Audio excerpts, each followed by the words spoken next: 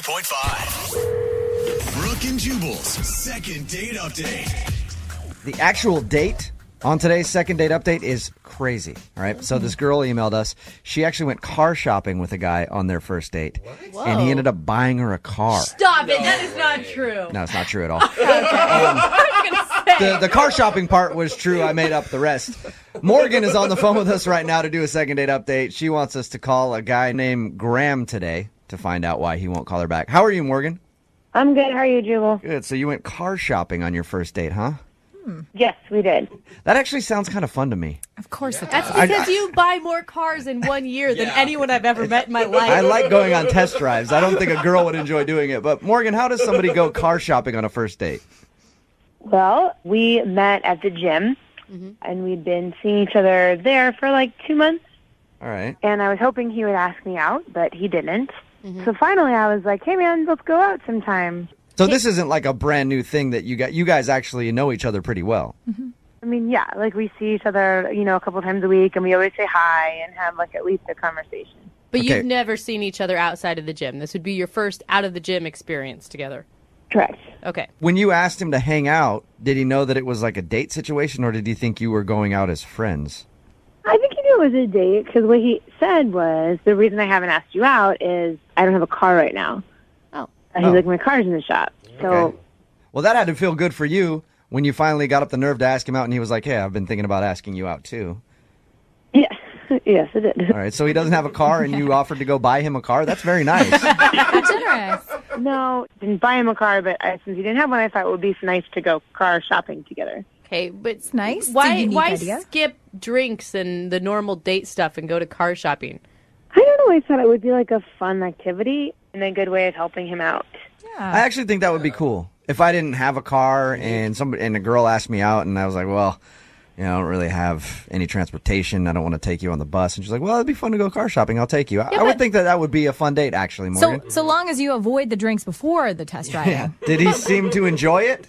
Yeah, we had a really great time. Like, it was like a fun thing to do on a date. Is there anything that happened while you guys were out looking at cars that you think was awkward for him, or? The only thing that came to mind is, like, once I introduced us as, like, a married couple. Oh. Like, they asked if we were, and I was like, oh, yeah, yeah.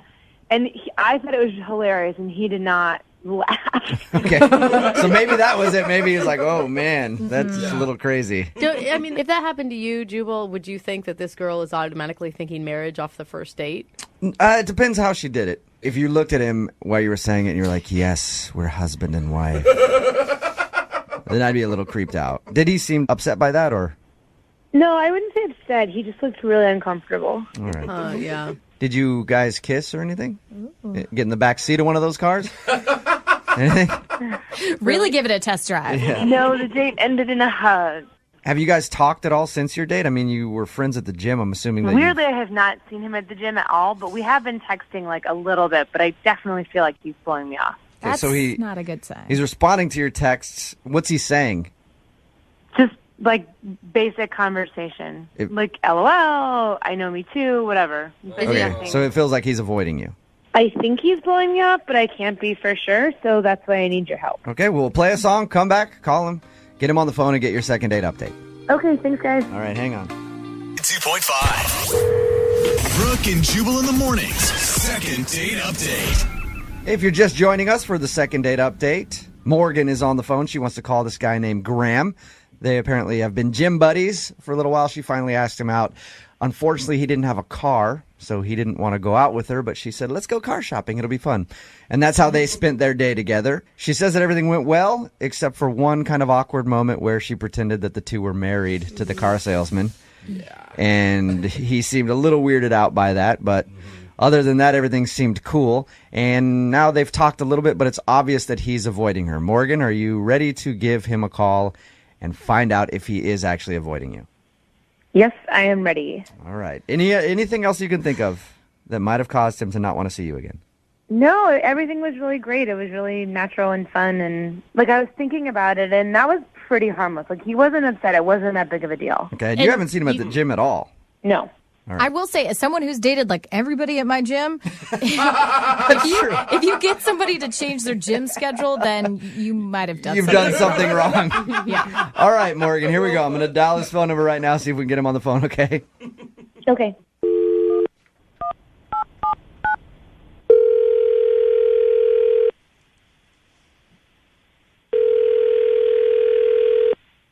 Hello? Hi, can I speak to Graham, please? This is Graham. Graham, how are you? This is Jubal from Brooke and Jubal in the morning. Like the radio? Yeah. Just like the radio. How you doing? Fine. I'm calling you because you recently went out on a date with one of our listeners and they've been trying to get a hold of you. You know who I'm talking about? I think so. Morgan? Yeah. Why aren't you calling Morgan back? This is kind of weird. Like, I don't feel like it's any of your business, really. Well, it kind of is my business because Morgan actually asked me to call you and find out if you're avoiding her. Well, I'm not. You're not avoiding her? I mean, I've been texting her and stuff, so I don't know. Okay. But she says she's been trying to see if you'll go out on another date with her, and you've been very unresponsive, and then she also hasn't seen you at the gym.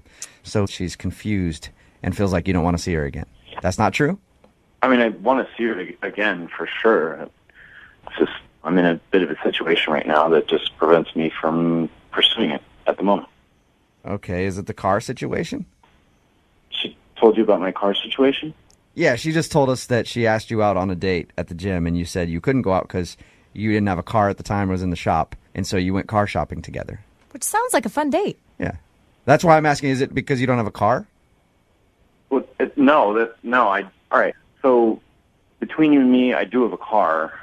It's not that. So you lied about the car? Well, I didn't. Well, I kind of had to because you guys, if you keep this between us, the deal is that at the moment I'm like kind of locationally up in the air. Are you living in your car? Yes. Oh, all right. Hey, I'm sorry to hear that, man. I'm temporarily staying in my car because I had a really bogus job like 4 months ago. So I quit and I couldn't find anything right away, and then rent was due and I had to, leave my spot. And so it basically came down to the fact that it was like, I want to go on a date with Morgan, but literally everything I own is in my car. So it's kind of weird to show up and be like, "Hey, welcome to my home." Okay, so you haven't been avoiding Morgan because you don't want to see her. You've been avoiding her because the situation that you're in right now doesn't feel ideal to be dating somebody and might not be that attractive to her. Exactly. Yeah.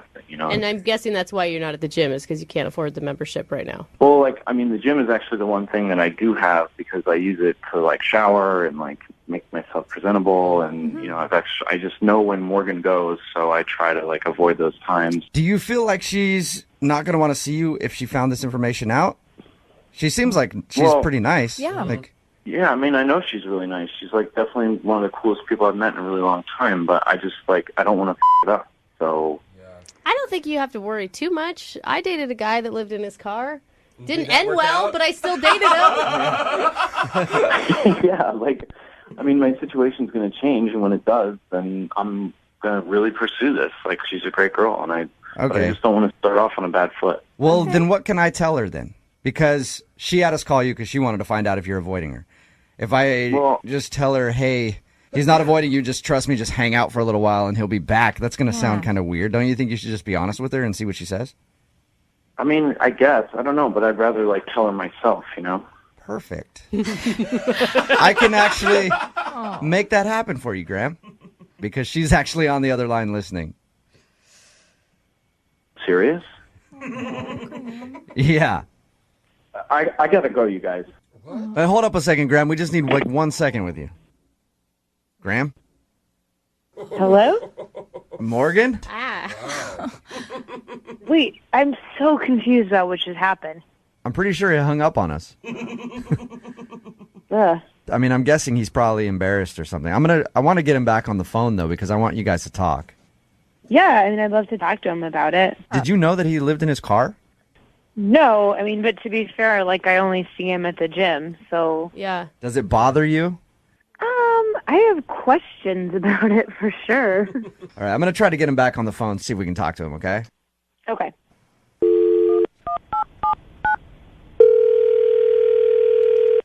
Hello? Graham? Yeah, sorry. I thought I had a job offer calling on the other line, but it wasn't. Oh, all right, that sucks. Well, I was in the middle of telling you that Morgan was on the phone and wanted to talk to you. Morgan? Hello. Hey, Morgan. How are you? I'm good. How are you? I'm okay, I guess. So, I had no idea. Yeah, well, that was kind of the point. I was hoping it would stay that way, but... Graham, you could have told me you're living out of your car. Like, I would have understood. Yeah, I mean, I don't know. I didn't want to, like, mess anything up before we even, like, got started with anything, you know?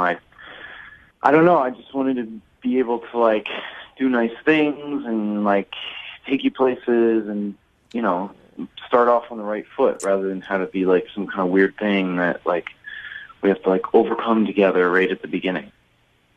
That's totally understandable. So do you want to get a job? Are you looking for a job? Like, what's your deal? Yeah, I mean, I've been looking every day. You know, it's like that's my job right now is getting a job.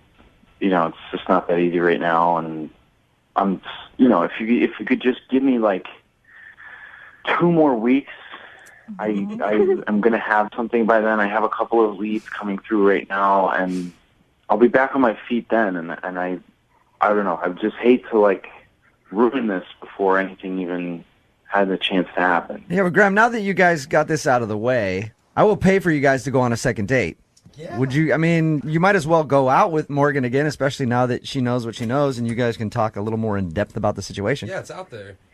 Yeah, I want to. I just hope she will. Okay, but what I'm saying is, Graham, why do you have to wait like 2 weeks until you get a job? I will pay for you guys to go on a second date. I mean, free hot meal. Come on, Graham. And then you guys can decide what you want to do about your situation when you go out. But would you like to go out with her? Absolutely. Yeah. Morgan, do you want to go out with Graham again? Graham, like, I like you, and I would love to hear more about your situation, and I'm totally down to hang out with you and go on a date with you. Oh, I like That's her. Aw, it's gonna be so easy to get her back to your place, Graham. I mean, that's awesome. I really didn't expect you to be that cool about it, and I'm just glad to hear that. It's like a huge relief. There you go. Aw. Successful second date update. We'll send you guys out again, and you can have a good time. Graham, I want to let you know it's your lucky day today. Yeah. Oh, yeah? Because not only am I sending you out on a second date with Morgan, but I'm going to go ahead and adopt you as my own. You can come stay at my place if you'd like. I think I'd rather stay in my car. All right. Brooke and Jubal in the morning.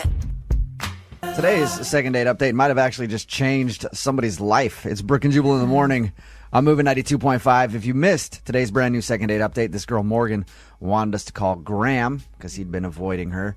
Turns out that Graham, when we got him on the phone, doesn't have a house. He's in between places right now because he quit his job and can't afford rent, so he's living in his car, and that's why he was avoiding her because he was embarrassed of that. Ah, it's Cool. tough. At the end of it, she gave him a second chance. She wanted to go with him again. That's She didn't. so She could look cool. past that. But I say that it could change his life because we're getting so many text messages in at 78592 with job opportunities for Graham, and that's what he was saying. He quit amazing. because he couldn't take his job anymore that he was doing because it was terrible.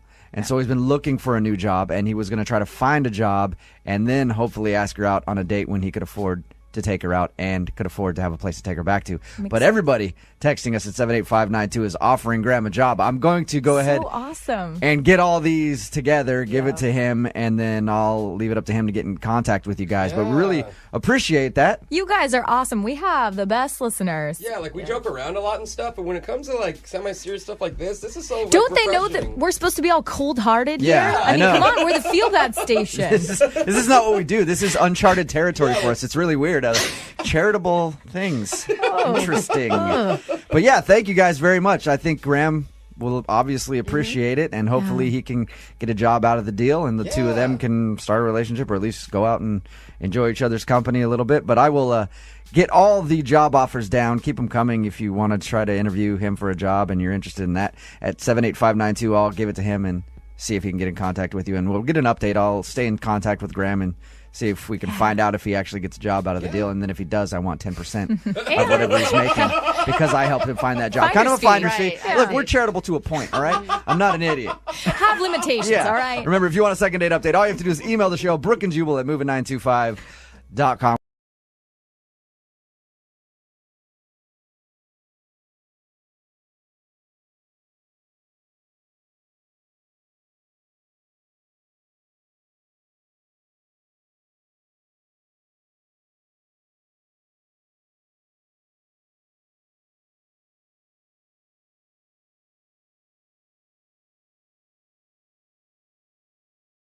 All right. We're going to try and make the second date go quick because I know our listener Jay has his nap time and we don't want him to be cranky before soccer practice. Oh, man, maybe we should give him some orange slices. You know? I'm just messing around. Jay met a girl named Elizabeth while taking his adult swim lessons because he never got the chance to learn when he was growing up. And he took her out to an upscale bar. Then they walked around a park where they fed their leftovers to a majestic flock of city pigeons. Okay, well, he fed the leftovers to the pigeons. She just stood in horror. That's true. But he had a great time doing it. He did notice Elizabeth seemed a little unamused by all the pigeon feeding. So he hasn't been able to reach her ever since then. Jay, you ready to do this? I am ready, and thank you so much for helping me out with this. You know, I really enjoyed that date with her, and I really hope I didn't mess things up, you know? Okay, so if it turns out it was the pigeon issue, like you're cool going out with a girl who maybe isn't as fun as you in the bird world. I will take the woman over the pigeon. All right, just double check in. You never know. It's a bold move, Jay. Yeah. All right, well, we're going to give her a call and attempt to get your second date update, all right? Awesome, let's do it. Here we go.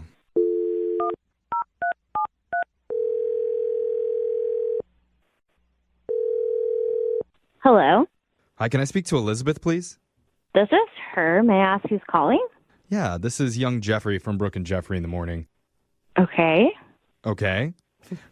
Have you heard of the show before, Elizabeth? I mean, I can't say that I have. Well, you sound pleasant, so I feel like you should start listening. Okay. All right, have a great day. Bye-bye. You have to talk to her. Oh, okay. Why are you calling? We're doing something called a second date. Have you ever heard of that? No, I haven't. Basically, it's a segment that we do where if you've gone out on a date with someone and they're not calling you back, we can give that person a call and try and figure out the reason why. All right.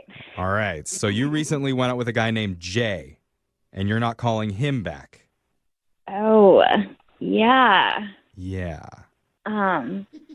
Yeah, he was sweet. Is that a question? Okay, I think.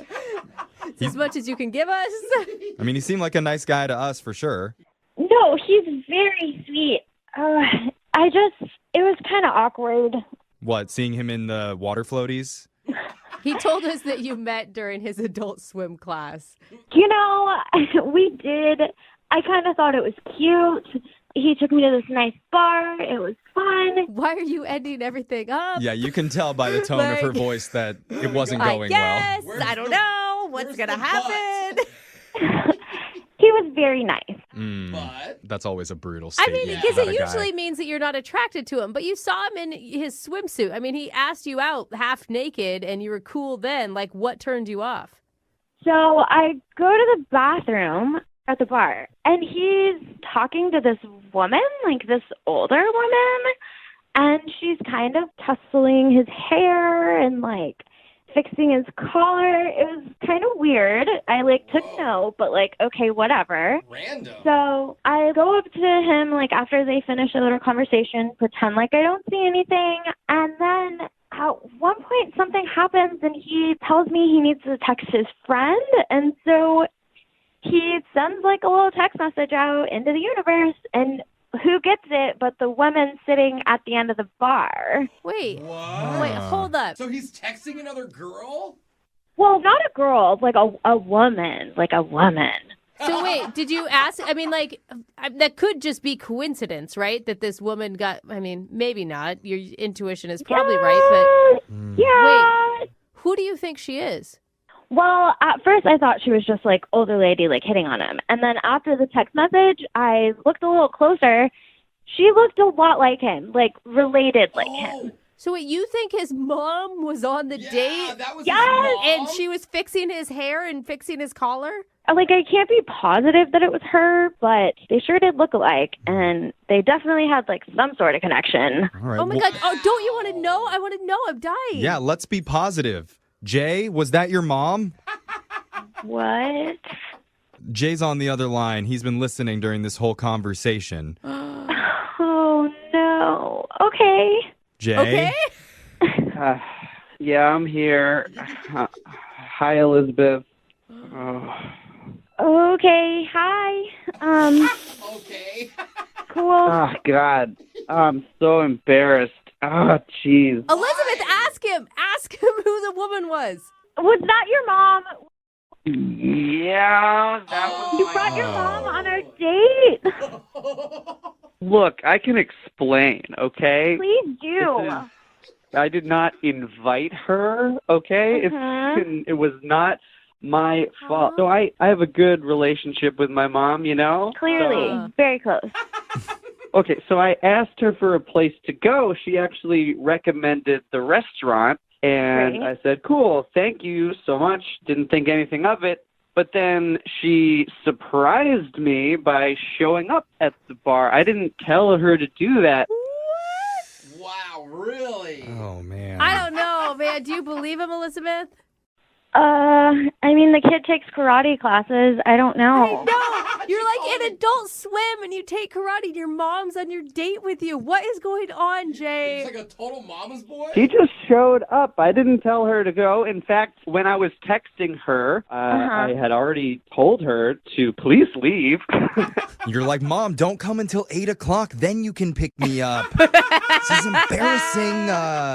Oh, Jay. I didn't think you noticed that she was there. I'm so sorry. Oh, God, I'm so embarrassed. Did she stick around through the whole date? Yes, she did.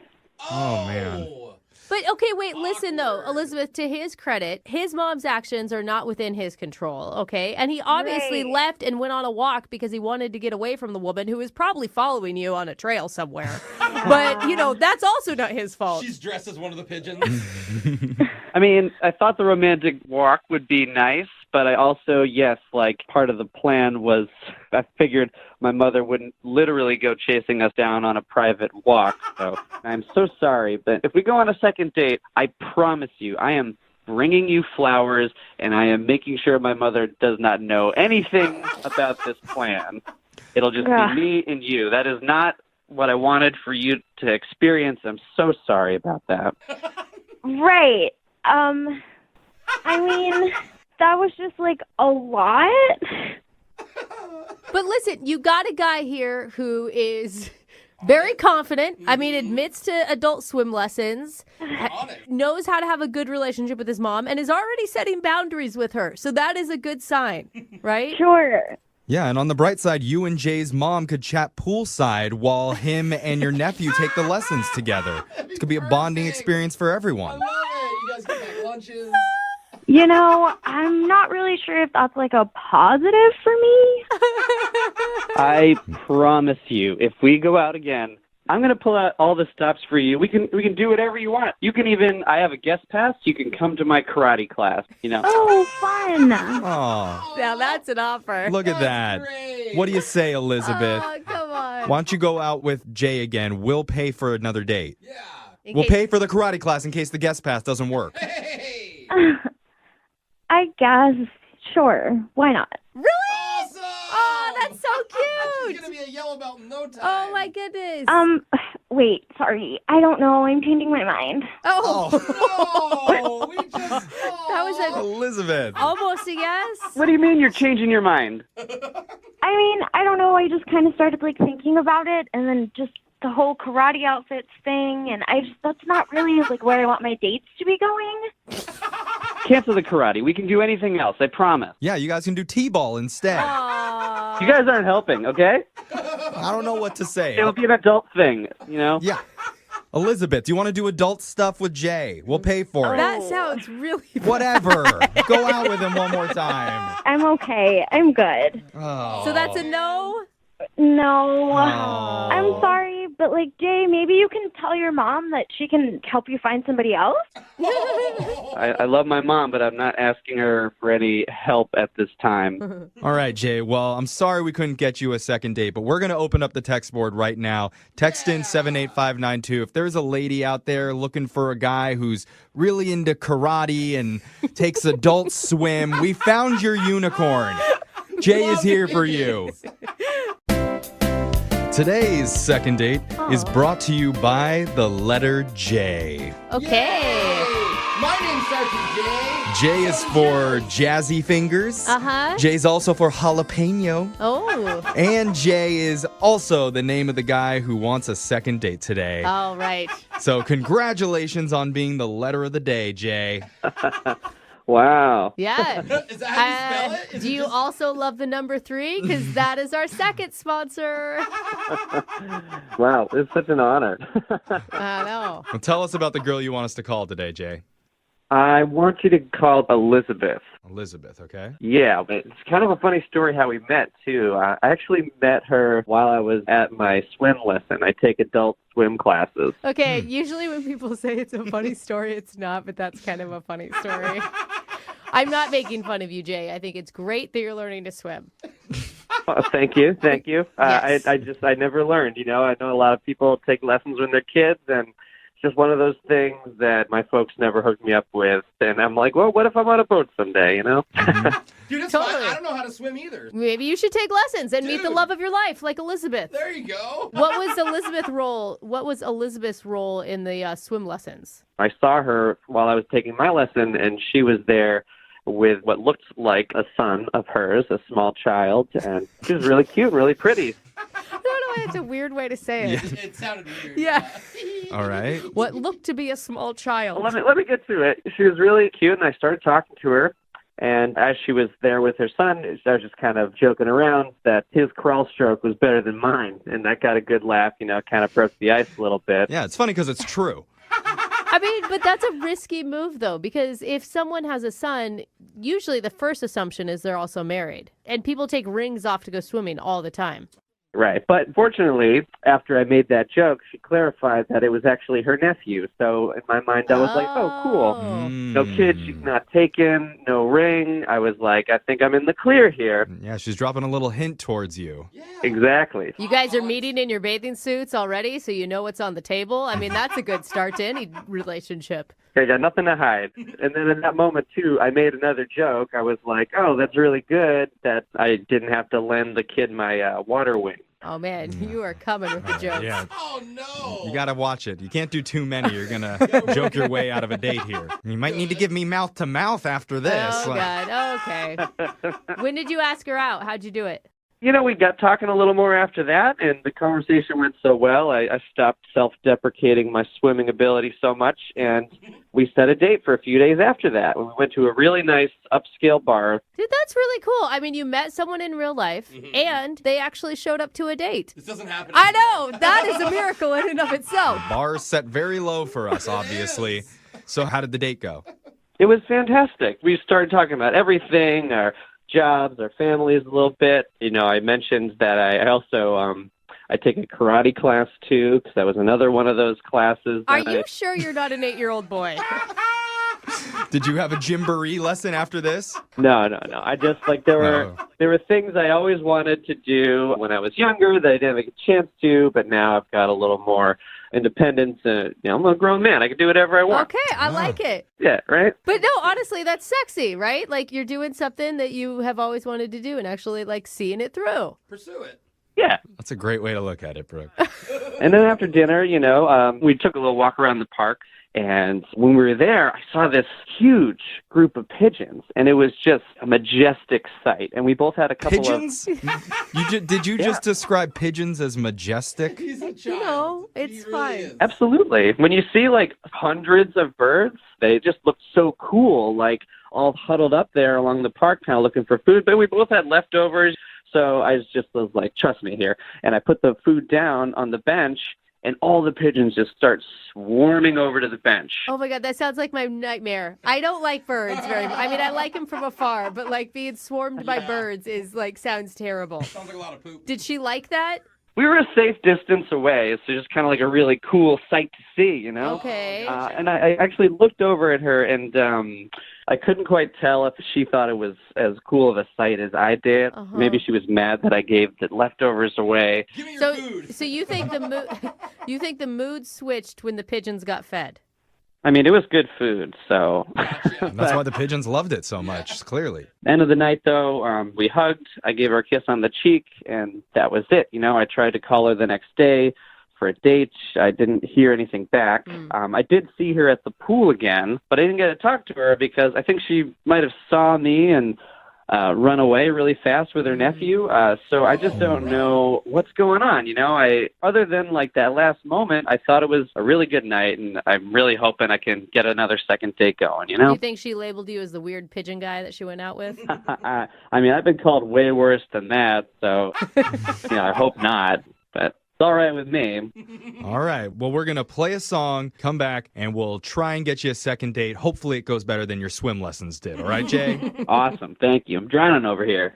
All right. Hold on.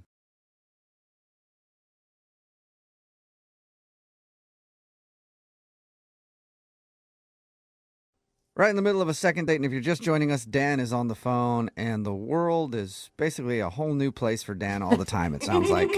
Yeah. If you missed the first part, Dan met a girl on Tinder. It's the first time he's really used Tinder, and they went out to a gay bar. It was her choice, but he was just surprised because he'd never been to a gay bar before. Didn't have any judgment. Just the whole thing was very interesting to him, and it opened up his eyes to that lifestyle and how they have bars just like normal people. Wow. I know, he was freaking out about it. But anyway, they hung out there, then left. He did end up kissing her before she got in the car and went home. But now she's not talking to him at all. And we're going to see if we can find out what went wrong. And you can't think of like any awkward moments, Dan? That's the thing. During this ghosting period, I was like, did I say something weird? Did my breath smell? Did I smell? I can't think of anything, and I'm just kind of weirded out by it all, you know? Okay. All right. Well, we'll see if we can figure it out for you, okay? I'm going to dial her phone number right now. Right on.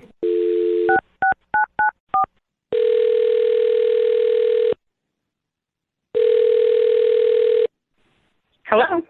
Hi, is this Amanda? Yeah, hi, who's this? Hey, Amanda, how are you? This is Jubal from the radio show Brooke and Jubal in the Morning. Okay. Are you familiar at all? I think I've heard of it before, but I don't listen to the radio very much, to be honest. No, that's fine. That's how we like it. We like people to have just heard of it and not listened so that you don't really know how to judge us. You know what I mean? Like, we prefer people just kind of know of us, but don't really actually actively listen to our show. So it's nice to meet you, Amanda. Yeah, you too. Can I ask why you're calling me? No. Yes, of course you can. Yes. Know my name. Bye. Yeah, that's all. I just want to see if you were familiar at all with this. No, Amanda, I'm calling you because we got an email about you from somebody who listens to our show. Oh, really? Yeah, his name is Dan. Oh. Okay. Yeah, from and Tinder. yeah, you went on a date with Dan, Uh-huh. but now you're not talking to him, and he's wondering why. Is this like a normal thing you guys do? Yeah, it is. We do a segment on our show called The Second Date. That's where if you go out on a date with somebody and then blow them off, they can email us to call you and figure out what happened, and that's why Dan emailed us. All right. Did he maybe come across as ignorant, I guess you would say? He seemed really baffled by a lot of things, like Tinder and gay bars, and like maybe he said something that he shouldn't have.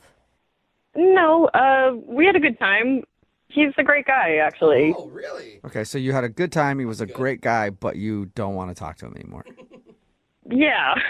Why? Come on. That doesn't give us a lot. I mean, it's kind of weird to tell you guys about it. Can you? And not even us. Can you tell us so that we can tell him? Because he's the one that's really curious. I mean, I'd rather you not tell him. Why? Is it something that he did? Kind of. All right. I'll just, I don't know how much he told you guys, but we went to a gay bar, and some of my friends were there, a few gay friends, and they're 100% sure he's not straight. Oh, really? Really? Like all of them collectively thought that? Yeah, and they're never wrong about this stuff. Really? Okay. gaydar, huh? So you don't want to go out with him on another date because you think that he's not interested in you.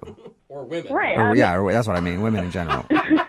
Yeah, I mean, he seemed interested, and at the time I didn't actually think so, but the more I have been thinking about it since then, the more I agree with them, and I think he's probably gay. I feel like if he is gay, he doesn't even know he's gay yet.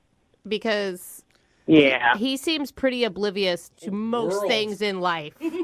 Yeah, that's what they were saying, is that he probably has no idea, but he was just way too comfortable. Like, he said it was the first time he's been to a gay bar, but he was like singing and dancing and like, I don't know. But don't you think maybe he was just cutting loose? Like, he did I don't dance at normal bars, but anytime I've been to a gay bar, for some reason, the dancing takes over. Then I'll get hammered and dance. I don't know why. And he did say that he had felt more open and comfortable there than he... Oh, he did say that. ...has maybe ever. Like free. Yeah, at the time I just thought he was having fun and like we were having a fun time together, but like, for example, my gay friends pointed out like he was in the bathroom grooming his hair and like just being really meticulous about it. Obviously I didn't see that, but they were telling me about it, and they were saying like his mannerisms are like kind of stereotypically gay or effeminate, you know. Yeah, but that's, I mean, this sounds like they're even playing into the gay stereotype at this point, you know?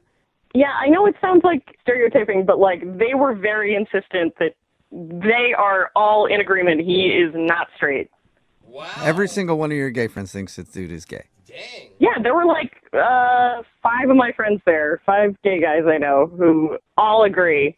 Why wouldn't you go out on another date with him and just, I don't know, Find test out. the waters? I just don't want to get involved if he's like discovering something about himself. I don't want to complicate that any more than it already is. You know what? We talked to him, and he did sound like he was discovering a lot of things. Yeah, like the way that he even talked about being there, he was like, I felt the most free. So, I mean, I don't know if I can necessarily argue with you. Maybe he is, but you don't want to go out with him again just in case he's all of a sudden realizing that he might be gay.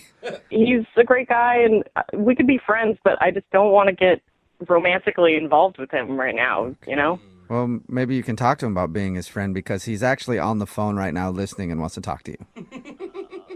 Hey, Amanda. Oh my God, I'm so sorry, Dan. I did not know you were listening. Yeah, I'm a little confused here.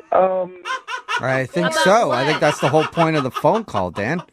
No, I mean, Amanda, I don't know how to say this, but I'm not gay. It's like an opposite. You guys, Yeah. don't laugh at him. Amanda, I think your friends are mistaken. I think they're the ones that are a little confused, because I'm super straight. Like Super duper. Look, Dan, I'm really sorry. I'm not trying to call you out or out you on the radio, but I just am going by what my friend said. Your friends were so cool. Like, I would trust them also, but not about this. Like, we like totally hit it off. And I mean, if I was gay, would we have, like, that kiss kind of rocked, Yeah, right? that's true. Yeah, I mean, but gay guys can kiss well too. That doesn't mean anything.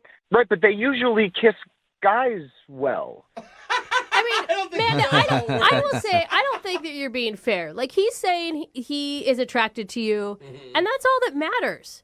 Do you know what I'm saying? Like, even if down the road he's attracted to men, right now he's attracted to you. Wait, I'm sorry. Hang on. Yeah. I'm not attracted to men, so I'm not gonna like become attracted to men. Okay, well, what about my friend with the tattoo? You were like holding his arm, like admiring his tattoo for, I don't know, like 5 full minutes.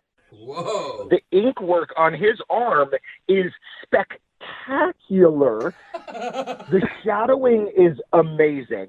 Look, I've been wanting to get like a really rad tribal for a while, and Charlie's work was amazing. Really rad tribal. I don't think he's gay. Amanda, you had a good time with him. You had fun. You guys shared a great kiss. I feel like you're letting your friends ruin something that could be really cool. Yeah, who knows? Like I said, he's saying he's attracted to you, and he likes tattoos.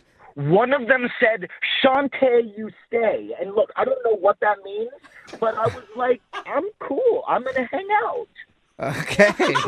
Sounds what I don't have no I have no idea what you just said, Dan, or were even trying to explain, but Amanda, will you go out on a second date with Dan? We'll pay for it. He's telling you that he's not gay, even though your friends say he is. I'm not gay. I'm not gay. You don't have to keep saying it, bro. I guess if you guys are paying for it, I'd be open to that. We can hang out. But I feel like I'm going to need some convincing that you're actually not gay. Oh. I am so down to convince you that I don't want to be with a man, but I want to, like, hang out with you. What? This is not convincing. Yeah, I'm not convinced, but hopefully, Amanda, you'll be convinced. Congratulations, Dan. You got a second date. Shantae, you stay. Yeah. Yes. Yes, Shantae, you yes, stay. Shantae. Congratulations. Yeah, girl. It's always good when you're out in the dating world to try new things, whether it's a new restaurant or some new foods or find a new safe word. What? It's one of the longest words in the English dictionary, flossinasinahilipilification. Try to use that as a safe word.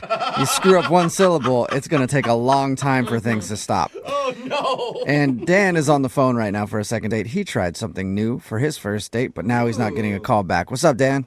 What's up? Hey, guys. Hey. How are you? I'm cool. Yeah, I'm all right. Awesome. Okay. Well, not totally all right because you're not getting a call back from a girl you really want to go out with again. But before we get into your actual date, what's her name? Amanda. Amanda. All right. And where did you meet Amanda?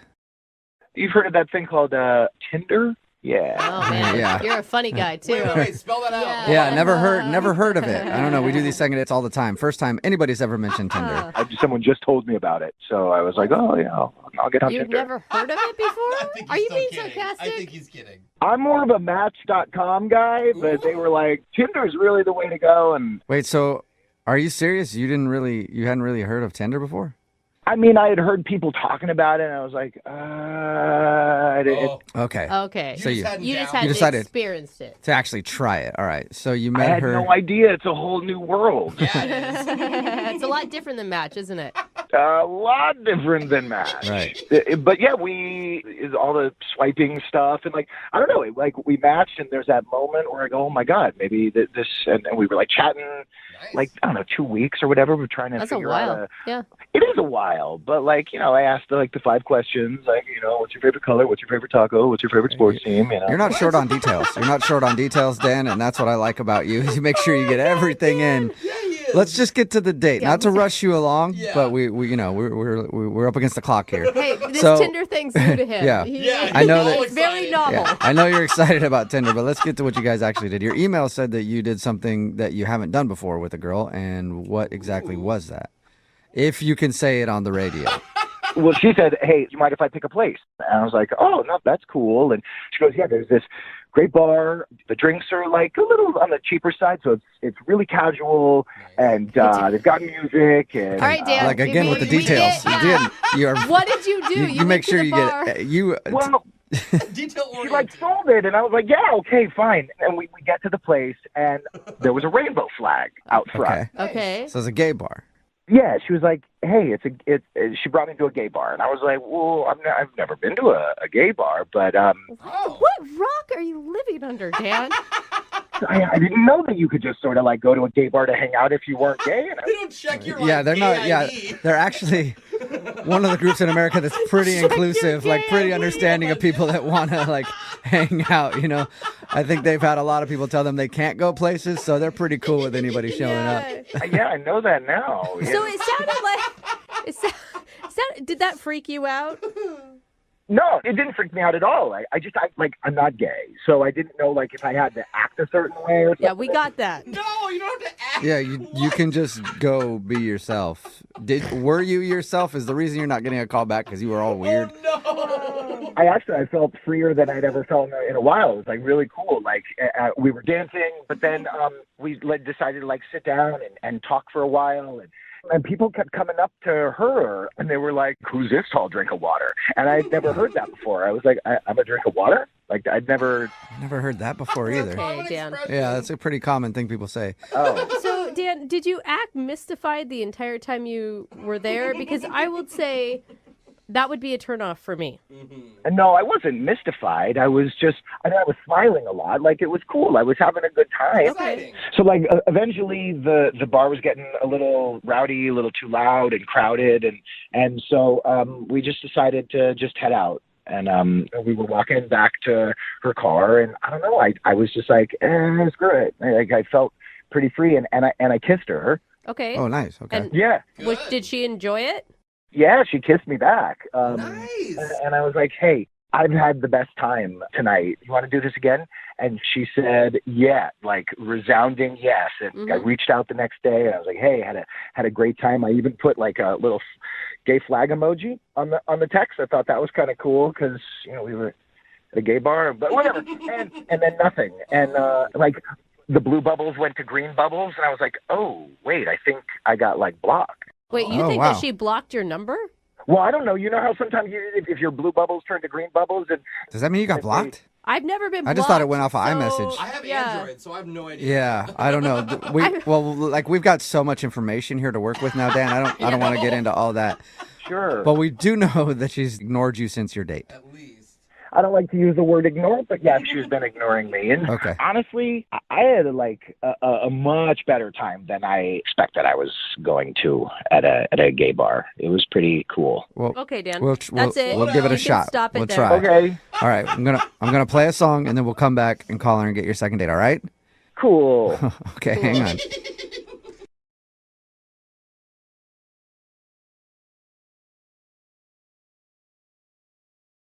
Moving 92.5. Brooke and Jubal's second date update. Nothing says true love like a bad case of indigestion. Ew. Right? Not what I was thinking, but okay. A lot of times when people fall in love, it feels like indigestion. No, it's supposed to feel like butterflies. Irritable bowel syndrome or something. And that's what Johnny is feeling today because Johnny made a big mistake on his first date. At least I think so. What's up, Johnny? How are you? Man, I'm doing okay. What about yourself? Oh my God. Not too bad, but you took your date to a hot wing eating contest? Ooh, yeah, man. I was told women like activity, so, I took her out. I gotta say, I would actually think that'd be really fun. No way. Yes, I think it'd be really fun. I mean, my it's gosh. obviously informal. Definitely have something to talk about. Exactly. I figured it'd be something fun and just see what happens, afterwards. Okay. What happens afterwards is a long bathroom break. But anyway, what's her name? Angela. Okay. Angela, all right? And where'd you meet Angela?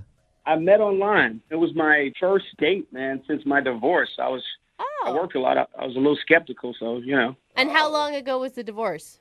11 months ago. Okay, so you're ready.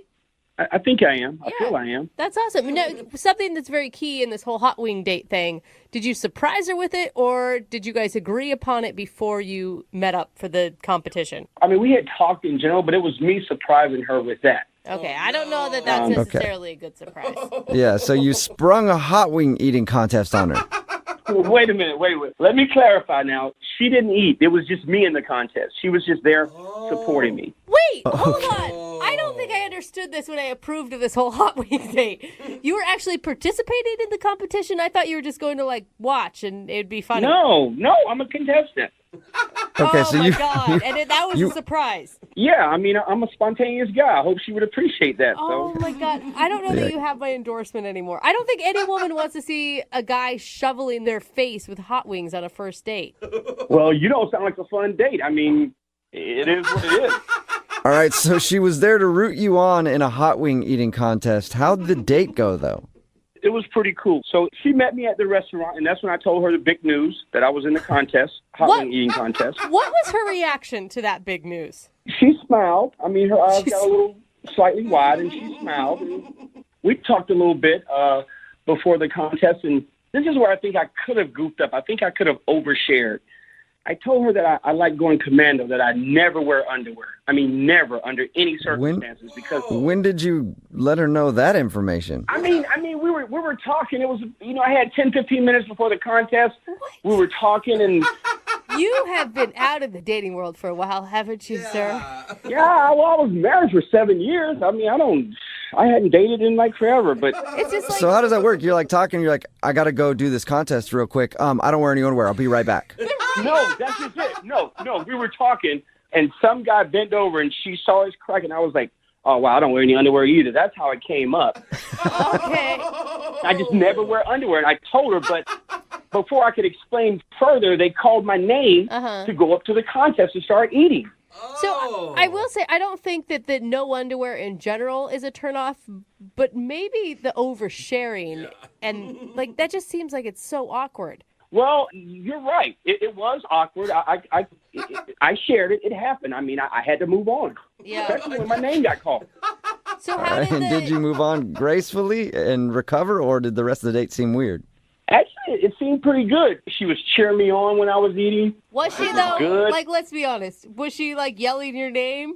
She was like clapping, like go, go. She was saying go. She wasn't yelling my name personally, but she was saying go, go. Awesome. She was saying that. So she got into the actual contest part. I believe so. I mean, I must be honest. My eyes was blurry. I couldn't see crap because the wings were much harder than I thought. And how did you do in the competition? I mean, I came in second place, but, hey, it was out of 12 people. Okay, see, if you won that competition, you might have won her heart, her spicy heart. But no, you didn't win. Hey, but look, the wings were crazy hot. She drank milk with me so I can cool off. I mean, we had good conversation. It was good. It just really doesn't sound like you're putting your best foot forward on this date. Oh, I couldn't. I didn't know the wings were going to be that hot. Seriously, I didn't know they were going to be that hot. All right, well, how did everything end with her? So we were done.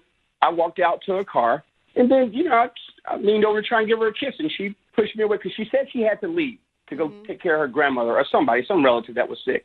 So I walked out, tried to give her a kiss, and she was like, oh, I don't kiss on the first date. I was like, no problem. I respect that. Maybe this next date we have then. And did she agree that she'd say, okay, maybe the next date, or did she just go, yeah, I got to go take care of my sick somebody? She was like, oh, okay, well, we'll see. She did say we'll see. Okay, that's kind of flirty. Flirty, we'll see is flirty. It could go either way. It could be flirty or a letdown. Don't you think, like, it's your first big date back from being divorced? Don't you think you should just chalk it up to a good learning lesson about not mentioning your underwear or eating a bucket load of hot wings on your first date? Well, yeah, the date was weird, but it was fun. I mean, maybe I can get a hold to her, and our second date could be more fun, more weird. Hey, I'm ready to try this and do this. Okay, well, we'll play a song, come back, and see if we can get you more weird, more fun second date right after this, all right? Thanks, man. I appreciate it. Moving 92.5. Brooke and Jubal in the mornings. Second date update. Why am I playing this song? Well, because Johnny, who's on the phone for a second date update today, took his first date to a hot wing eating contest. And, Johnny, more that I think about it, I think I figured out why she's not calling you back. You came in second. I bet you she went home with the winner of the hot wing eating contest. Probably has a baby on the way now and everything because you didn't win, man. Really? So second place, don't get me a second date. Is that it? Not when it comes to hot wings. That should be the new slogan, though. If you're just joining us, Johnny did take his date to a hot wing eating contest. She cheered him on. He came in second place. He asked for a kiss at the end of the date. She said she doesn't do that on a first date. And then he's been trying to contact her for like 3 weeks now, and she's not getting back to him. So we're about to call her and find out why. I never heard. What did you like so much about her? I mean, the fact that she had no idea we were going to a hot wing eating contest, and she was cheering me on, go. I mean, she was cool with everything. That's pretty awesome. Okay. Okay, yeah. So she seemed pretty laid back and fun. Yeah. I mean, not to mention, I think she's beautiful, but, Those are lovely things to say that I'm hoping we can pass on because I think it's going to be an uphill battle for you. But you got this, Johnny. I got it. All right, here we go.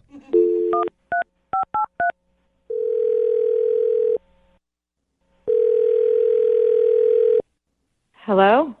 Hi, can I speak to Angela, please? This is Angela speaking. Hi, Angela.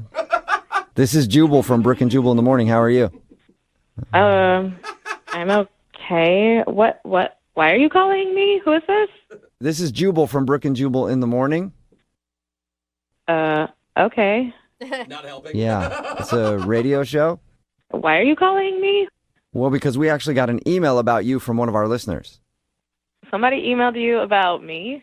Yeah, it's somebody that you went out on a date with a little while ago. What? What? What?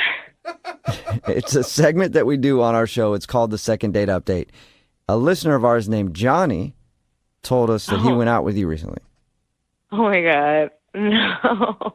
You obviously remember Johnny. Johnny also told us that you haven't talked to him in like 3 weeks, so he's wondering what's up. I was trying to do the fadeaway. It didn't work. Can you tell us why you were trying to fade away from Johnny? Because it was the weirdest date I'd ever been on in my life. It sounds really strange from what he described to us as well. Oh, he told you? Oh, my God. He did. He told us how he met up with you and surprised you with a hot wing eating competition that he was participating in. Yeah. And I didn't know, until we met up at the restaurant that was our date. Can I just ask you, what was the first thing that went through your head when he told you that he was going to participate in this contest? Honestly, I was waiting for him to be like, just kidding.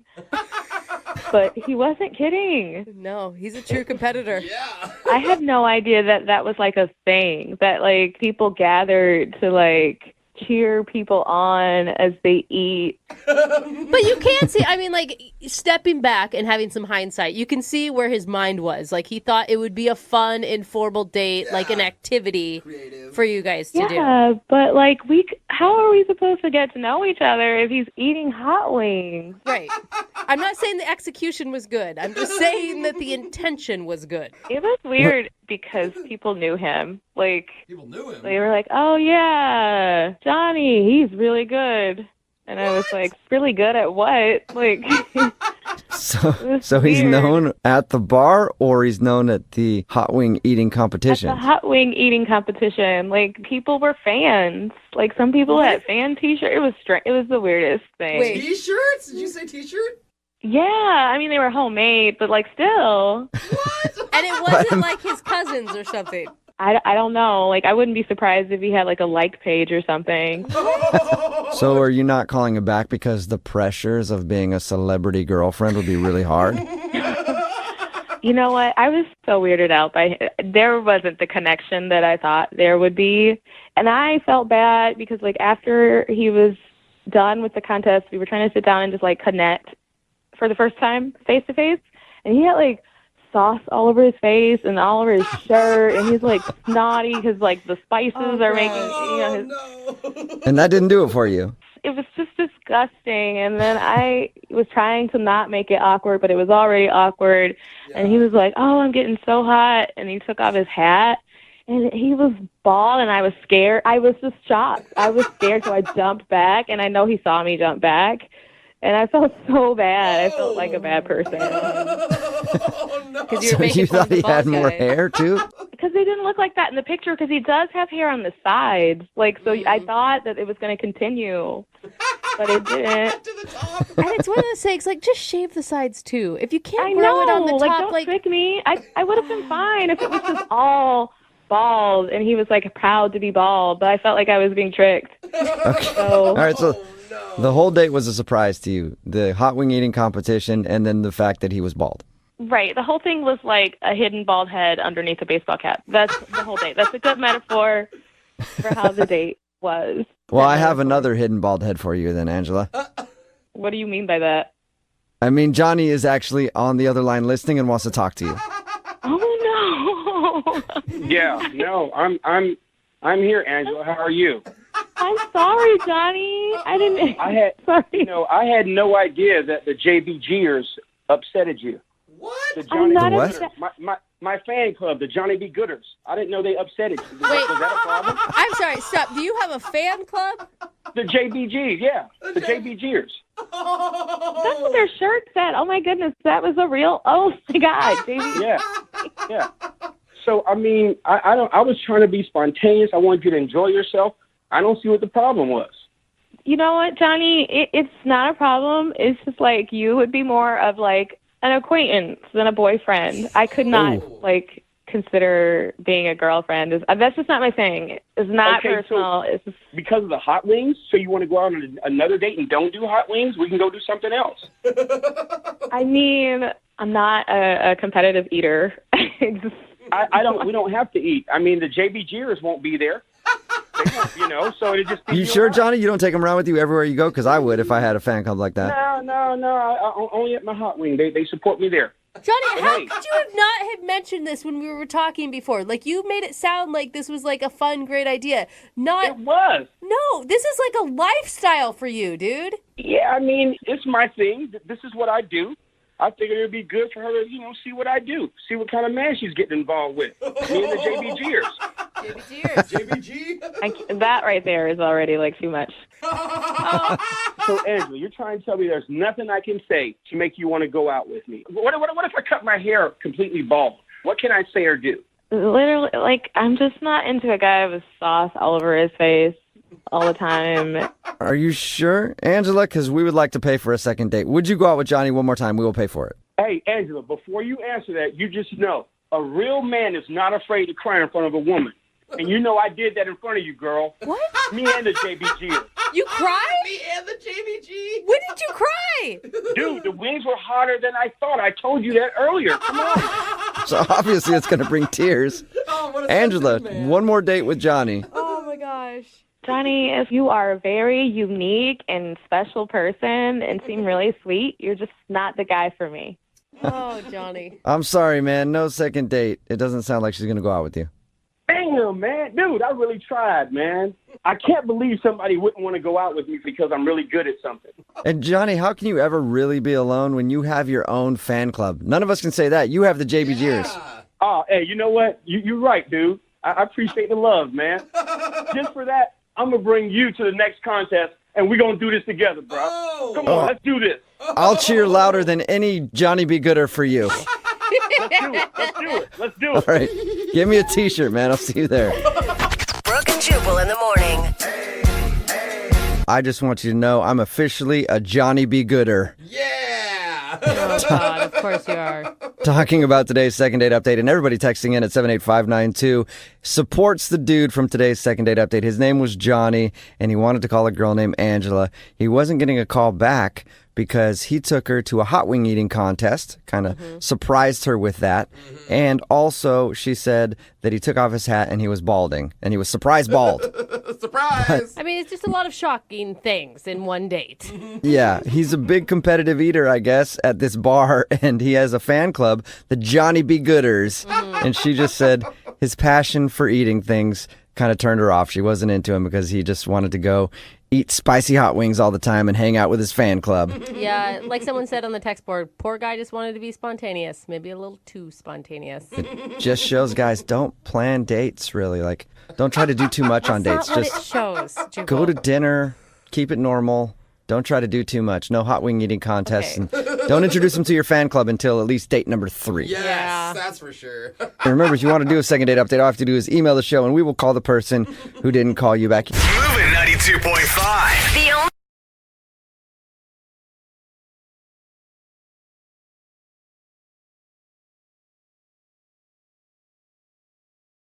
Today, a listener named Ryan is on the phone for a second date, and in his email, he said that he's been frustrated with dating recently, so he started trying a unique way to meet women. Okay. He didn't explain what it was, so I can only assume that he's dressing up as a dog and going to dog parks. Oh, yeah, women love puppies. They least expect it. Yeah. You just sit, you can smell whoever you want, you can hump anybody's leg, and then 6 months later, you stand up and reveal, hey, my name's Ryan. I'm not a dog at all. Whoa. Would you like to go on a date? And Yeah. this whole time, I thought you were a horny talking dog. Is that what you're doing, Ryan? Because that's what I was thinking.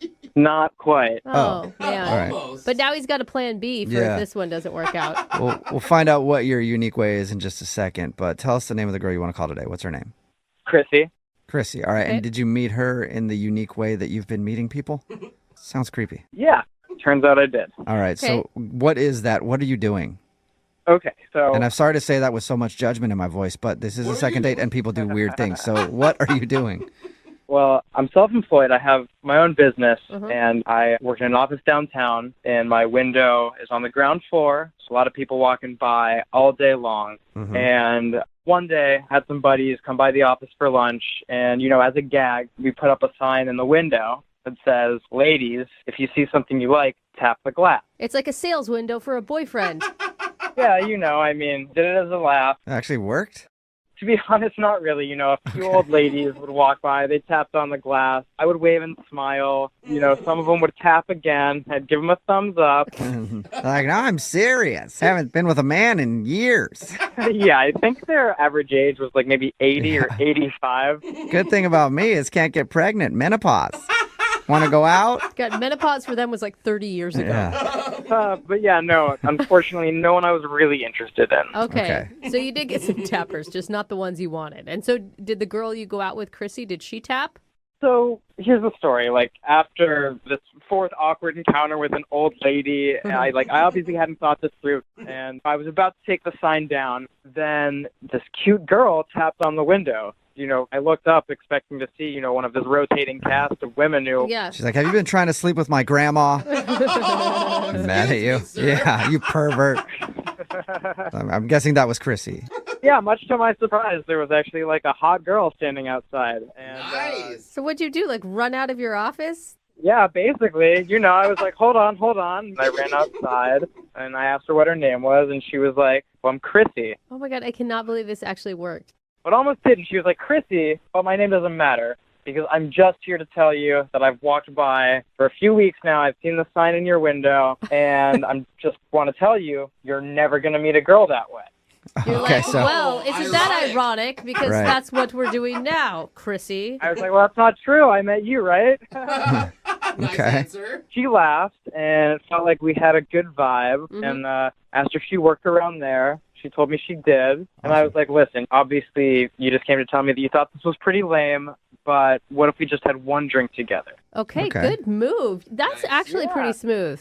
Yeah, and so, she agreed. She had plans that night. So I texted her. We made plans. We met up for a drink. And, when we met up, she was in this amazing, sexy red dress. Like, literally my jaw dropped when I saw her again. Well, and I will say that's a good sign for you. If a woman takes the effort to, pick out a dress to meet up for a drink, that means that she wants to impress you. And, in the back of my head, I was like, I cannot believe this stupid sign actually worked. Yeah. Congratulations. I mean, it sort of worked. You're not getting a call back now. That's true. Yeah, don't count your chickens, right? All right. How was the whole date? It was really good. We had a lot in common. We talked about concerts that we were into. We both like photography and a lot of the same music. I made her laugh a lot. The whole thing was great. How long did you guys hang out for? I think we had 4, maybe 5 drinks. I can't honestly remember. We were there for a couple hours. Good. Okay. And we were talking about things that we wanted to do together even before the day was even over. Talking about maybe taking a hike or... Okay, so that's good that you're planning on another date while you're on that date. Did you guys kiss at the end or anything?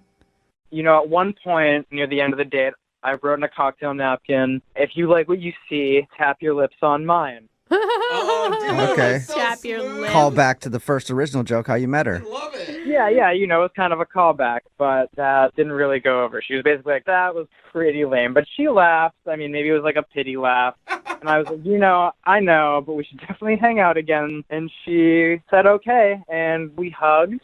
And that was that. And I haven't heard from her since, unfortunately. Okay, nothing. And you've tried texting her? Yeah, I texted her a few times, even gave her a call, which I know you're not supposed to do these days, but... What's your theory? Why do you think she's not calling you back?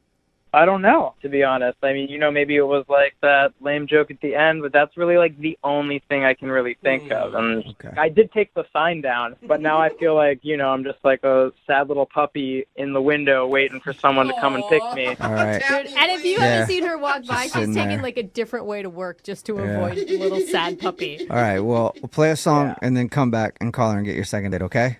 All right, thank you guys. All right, man, hang on.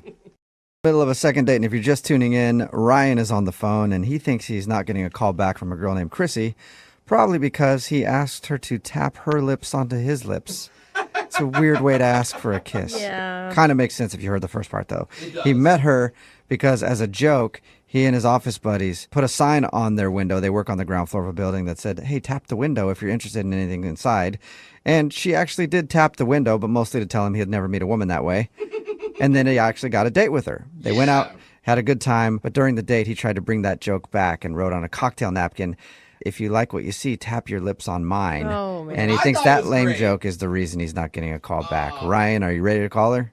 Yeah, I'm ready. It just dawned on me. What if the whole thing was just a pity date? Like she felt bad for you that you were so desperate that you put up a sign. I mean, who's going to put in, like, that kind of time to just, like, give pity to a stranger? Yeah, and she did dress up and everything, too, for your date. Seems like most people would have, like, better things to do. Yeah. You're right. And She wore maybe that she's red dress. evil. I mean, That's maybe she's like, screw it. I got better things to do, but I just want to mess with this guy. Either that, We'll find out. Either that or she had a real dinner date after his date. Yeah, you were the That's what she wore the dress for. You were appetizers. Yeah. I mean, like, maybe she was just in it for the free drinks, but I hope not, because I felt like we had a really strong connection with one another. Who knows? All right. We'll call her and find out right now, okay? All right. All right, here we go.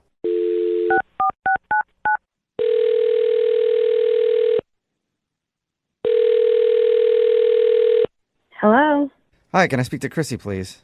this is she. Hey, what's up, Chrissy? How are you? I'm calling from a radio show. The reason that I'm calling you is because we got an email about you. About me? Yeah. Okay. We do a segment on our show, and it's called The Second Date. That's where if you go out on a date with somebody and then you don't call them after, they can email us to get you on the phone and try to figure out what happened. And we got an email about you from a dude named Ryan. Okay. You remember Remember who Ryan is? I do remember Ryan. He's the guy with the sign in the window. Yeah. Oh, God. Okay. Yes. Well, he emailed us because he said he really enjoyed going out with you, but now you're not answering any of his text messages or anything like that. So he's wondering if you did something wrong. Well, I guess if I'm being honest, it feels like Ryan hasn't dated a lot. So it was just a little awkward. Oh. Okay, so he doesn't know how to date. Anything specific? Well, I will say this. Ryan, he's a very nice guy. We had a good first half of the date. It was totally fine, just kind of getting to know you. And then Okay. I went a little overboard. It was a little too much too soon. So I didn't feel comfortable answering his text and continuing that. Too much too soon. He said he didn't even kiss you. No, not like that. We were talking about music, and we had a lot of music similarities that we enjoyed. Mm-hmm. And there was this band I hadn't heard of, and he was like, oh my gosh, they're coming into town. I should get us tickets. Mm-hmm. And I was like, oh, okay, well, the tickets are like 7 months in advance. So that was a little like, oh, ha, ha. Like I thought he was being funny, and he was very like, I can hop on my phone and get the tickets right now. Oh, a little too eager. So, yeah, a little too eager. I mean, we were just getting to know each other. Chrissy, is that really a bad thing? I mean, yeah, sure, it may not work out, and 7 months from now he may have to take a friend instead of you, but like, isn't it nice to have someone finally just say, yeah, let's keep doing this? I am in agreement with you. I do think that it's nice, but it wasn't like that one incident. Like, it just kept coming on, like, really strong. And Do you have any other examples of things that he did? he told me that I reminded him a lot like his mom. We had similar personalities. Don't ever do that. No, but that could be good. No. Yeah, he wanted me to go back home with him on this trip to, like, see his mom and hang out with his mom and see how we get along together. Okay. And I was kind of playing it off as jokes, but they kept coming where it was like, yeah, I think you get along with my family really well, and these are these things that we do back home, and you could join in. And I mean, it was like that's a lot. Planning family events, and it was like 45 minutes into our date. All right. Wow. So, and can we just establish, too, that I don't think that there's a woman on the planet that wants to be like your mom. Right. Like, it just, ever. I mean, I'm sure that he meant it in a sweet way, but it just came across a little Norman Batesy-ish. Right. I mean, he's already planning a date 7 months from now, and then he also wants you to go meet his family and go to their all events and everything else, and it's only your first Well, that's date. not the worst of it. What? As we were leaving, he stops us at the host stand, and he asked the host if he can put in a reservation at that same table at the same time a year from now. Oh, my God. Oh, wow. For the anniversary. Oh, Yeah. my God. Oh, no. That's awkward. Super awkward. I'd be ready to run. I mean, luckily that was the end of the date, so I tried as hard as I could to just play it off of like, haha, this is funny, because like he's a very nice guy. He did make me laugh, but the second part of the date, it was just very clingy. Oh, no. Well, Like he was sending me a bunch of text messages afterwards. He called me, like I was like, just back off, dude. Yeah. And he sounds like one of those people that just becomes the relationship too, instead of being Correct. two people in a relationship. You're one person. Right. It just kind of weirded me out. It was too much too soon. And like you said, if it were done right in the right time, in the right fashion, I would be all over it. But, Right. 45 minutes an hour into knowing somebody. Yeah, that's a lot. Yeah. I can see that. I'm That's with a lot. you. You know what else is moving a little too fast, maybe? What? Letting you know that he's actually on the other line listening and wants to talk to Yeah. Oh, my gosh. you. Are you serious? Yeah, I am. Unless he hung up. Ryan, are you still there? Yeah, I'm here. Hey, Christy. Hi, Ryan. I don't even know what to say. I'm sorry that you had to hear that. I really do think that you are a nice guy. No, I'm sorry. I'm like sorry if I came on too strong or if like that was too fast. It was like definitely not my intention.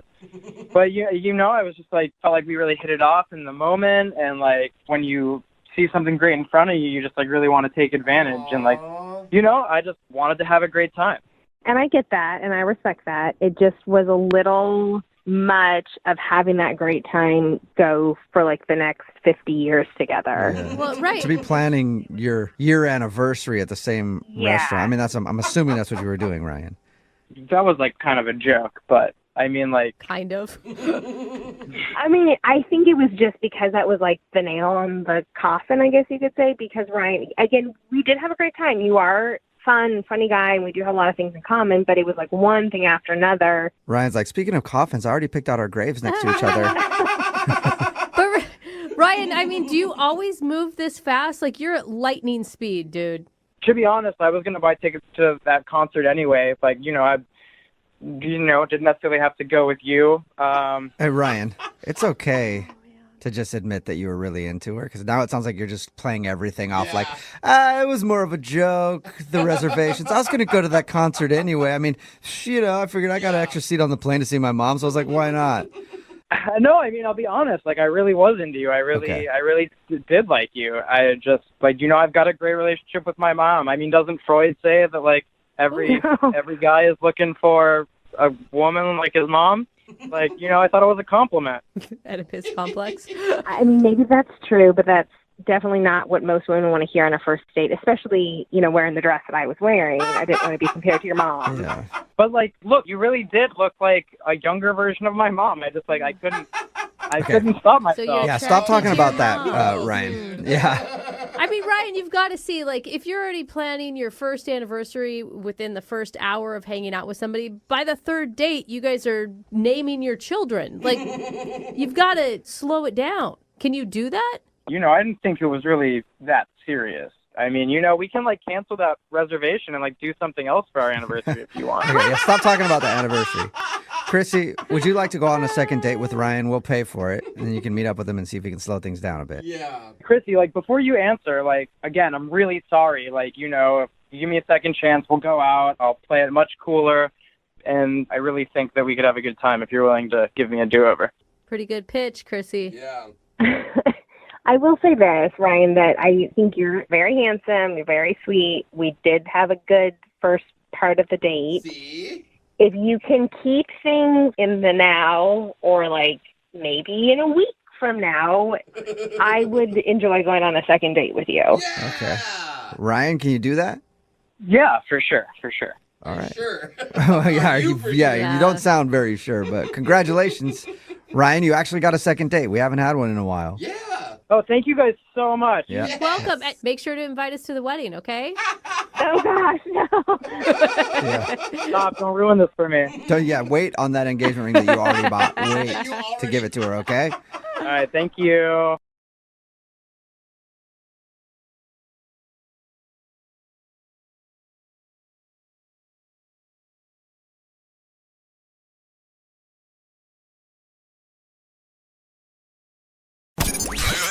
92.5. Brooke and Jubal's second date update.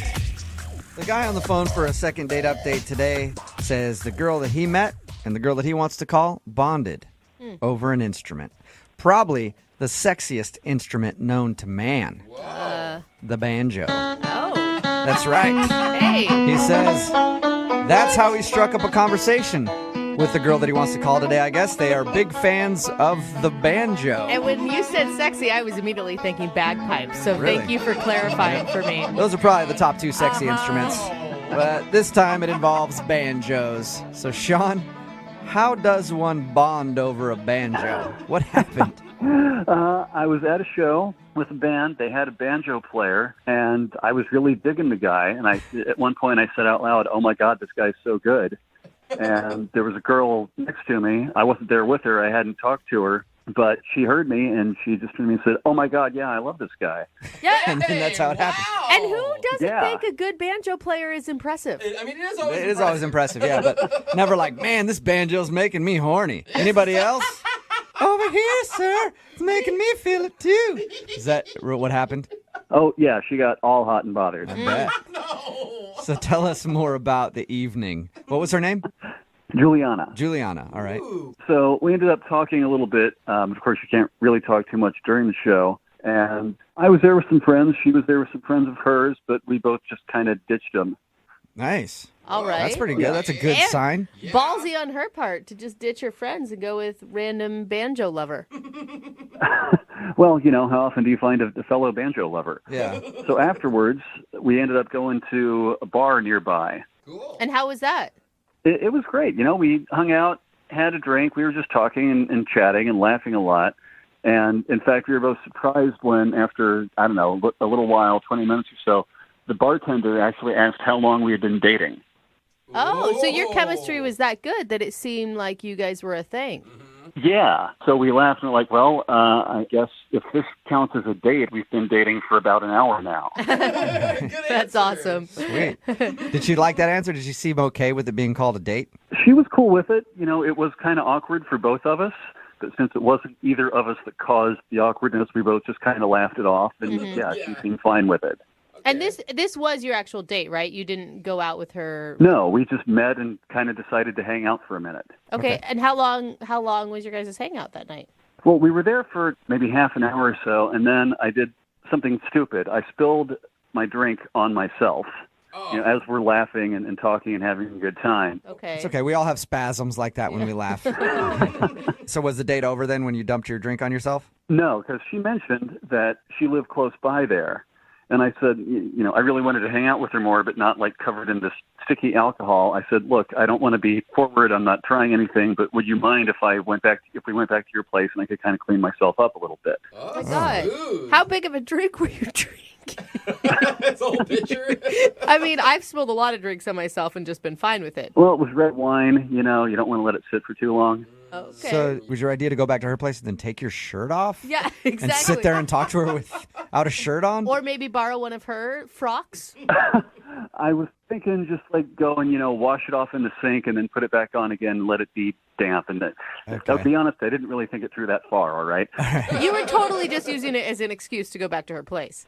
That would have been nice. I wasn't, though. I really did want to sit there in a wine-stained shirt. Did you guys go back to her place or was she like, nah, that's good. We'll go out a different time? No, she was fine with it. So we did. We went back to her place, and, you know, I cleaned myself up as best I could. And she said, hey, do you want another drink? So we ended up hanging out at her place and having a couple drinks. And then, oops, I spilled one on my pants now. Yeah. Sorry. Didn't see that one coming. See, now I wish I had that level of forethought and tried that, but I didn't. Oh, you didn't? Okay. So you guys just hung out and talked for a while? Yeah, and I'd had enough to drink by that point. I didn't really feel comfortable driving home, so I ended up crashing on her couch. Okay. Yeah, she was in her bed. I was in the couch. No funny business. Everything was cool. But we'd had a really good time. So what was it like in the morning? Did she wake you up? Well, I woke up before she did, and I didn't want to wake her up. I wanted to let her sleep, you know, as long as I could. So I left, thinking that was the considerate thing to do. Was there a note left behind or anything? Yeah, I left her a little note, said, hey, didn't want to wake you, had a great time, hope we can hang out again. And I haven't heard back from her since then. Okay, so what do you think might have gone wrong?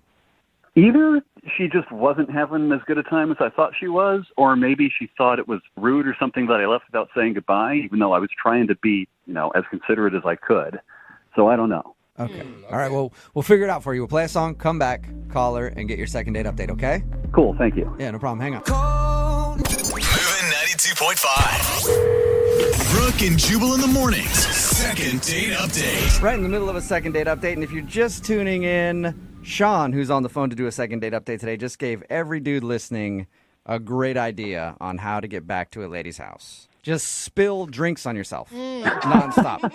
Because that's what he did on his date. He met a girl at a show, they bonded over the banjo player, and then they went to a bar after and were having some drinks, and he spilled his drink on himself. And then he was like, oh man, now I need to take my shirt off and clean it. Can we go back to your place? And she said yes. So apparently it's a tactic that works. Sean, I still think you did that on purpose. I wish I had, and from now on I will, if this works anyway. Do you think, if a guy said that to me, I would obviously think he wanted to get it on at my house and was using it as an excuse. Maybe she was disappointed that you didn't try anything. Really? I don't know. Maybe I was too tipsy to pick up on that by that point. I didn't think I was. Who knows? Sean actually spent the night at her house and then left her a note saying that he had a good time and then tried to get a hold of her after, but hasn't heard anything from her. I'm going to dial her phone number right now and see if we can get her on the phone and find out why. You ready? Yeah. Okay, here we go.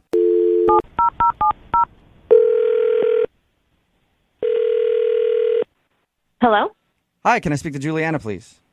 Yeah, this is she. Hey, Juliana, how are you? This is Jubal from Brooke and Jubal in the Morning. Who's this? Jubal from Brooke and Jubal in the Morning. I'm sorry, what is this? It's a radio show. Is this a scam? Are you trying to sell me something? I'm going to hang up. No, I'm not trying to sell you anything at all. If we were. One of our listeners actually emailed us about you. Okay. His name is Sean, and he's a guy that you sort of went on a date with recently. Oh. That went down. Right. Whoa. So you remember hanging out with Sean? Yeah, I remember him. It doesn't sound like you fondly remember him. You could say that. Oh. Oh, okay. He has great memories of you. Really? Yeah, that's why he emailed us. Sean wants to know why you're not calling him back. I think he's a sketchball. Is that a good enough reason? What? Really? No. I mean, we talked to him. I thought he was dorky at worst, but a nice guy. So he called you? What did he say? Well, I don't want to tell you because you sound mad. It wasn't anything bad. I want to know. What did he say? Well, he said that he met you at some show and you guys were bonding over the great banjo player that they had. And then you went to then you went to a bar after. Whoa. And he spilled a drink on himself and asked if he could go back to your place to kind of clean his shirt up or something. Which we all said had to be an excuse to just get over to your place, but he swore up and down it wasn't. So I guess he didn't mention to you that he's a thief. What? Whoa. No. Yeah, he's a kleptomaniac. He didn't drop that. Yeah, he didn't tell us that he likes to steal things. Yeah, so the next morning, I was in my room. He was on the couch. I heard some rustling in the hallway, and it was 5 a.m. or something. And then I heard a door close. So I called out. I was like, Sean, hello? No answer. So I got up, walked out into the hallway. I looked around. I checked the couch. He wasn't there. He was gone. But I saw that the closet door in my hallway was open, where I keep my coats and stuff. Okay. And he had put his coat there. Uh-huh. So I went over to close it, and his coat was gone. That makes sense, I guess, if he was gone. But then all of my hangers were gone, too. What? Yeah, all of my empty hangers that were just hanging in my closet were gone. What? And they were there. They were there before he came. So, yeah, he's a thief. Wait, you're accusing him of stealing coat hangers from your house? I'm not assuming that happened. I know that happened. He did it. You sound very angry about these hangers being taken. Would you be angry if you invited someone back to your house after a really nice date and then found out that they stole things from you? Yeah, I think you'd be. I guess, but I don't know why hangers just doesn't hit me that hard. Me neither. It's so weird. They're my things. I only just met. We hung out for a couple hours. And I invited him back to my place. What the man? Why would you take my hangers? Yeah, it's a really valid question. It makes no sense. It's weird and sketchy and dumb. Yeah, it is. You didn't notice anything else missing from your house. It was just the hangers. You keep saying my hangers like it's not a big deal, but he just took them. He didn't leave a note. He didn't say anything about it. He just took my hangers. That is weird, man. Yeah, I guess it is weird. I don't know why you would take hangers. Don't you want to know why he would? Hangers? Don't you know why he would want to steal your hangers? No, I don't care why he did it. I don't care how he tries to excuse himself. He's lucky I didn't call the police. That would be a call. Yeah, I'd love to see him get arrested for that. Yeah. Well, though, right? I probably, you probably could get him arrested. I'm kind of wondering why he would steal your hangers. So I think we should ask him, Juliana, because he's on the phone listening right now and wants to talk to you. What? This is a setup? Well, I don't like that word. It's a dirty way to describe it, but yeah, kind of. Sean? Hey, Juliana. Wow. I didn't know you were on the phone, but since you are, what the hell were you thinking? It's a great question. Okay, this is a big misunderstanding. Oh, yeah? What's the misunderstanding? You took my hangers and what? What's the misunderstanding? Okay, yeah, I took some hangers. I'm sorry. Honestly, okay, for one so you thing... did take them. Oh my God, how is there a misunderstanding there? That is so weird. All right, Juliana, just calm down. Hear me out, okay? There's actually a really good reason why I took the hangers.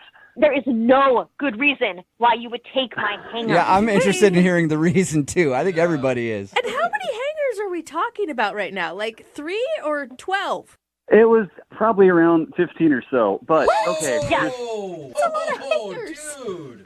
Here's the thing. I just moved into a new apartment. My hangers are all in a box somewhere. I don't know where. Everything I own is in boxes except for all my clothes that are in a pile on my kitchen table.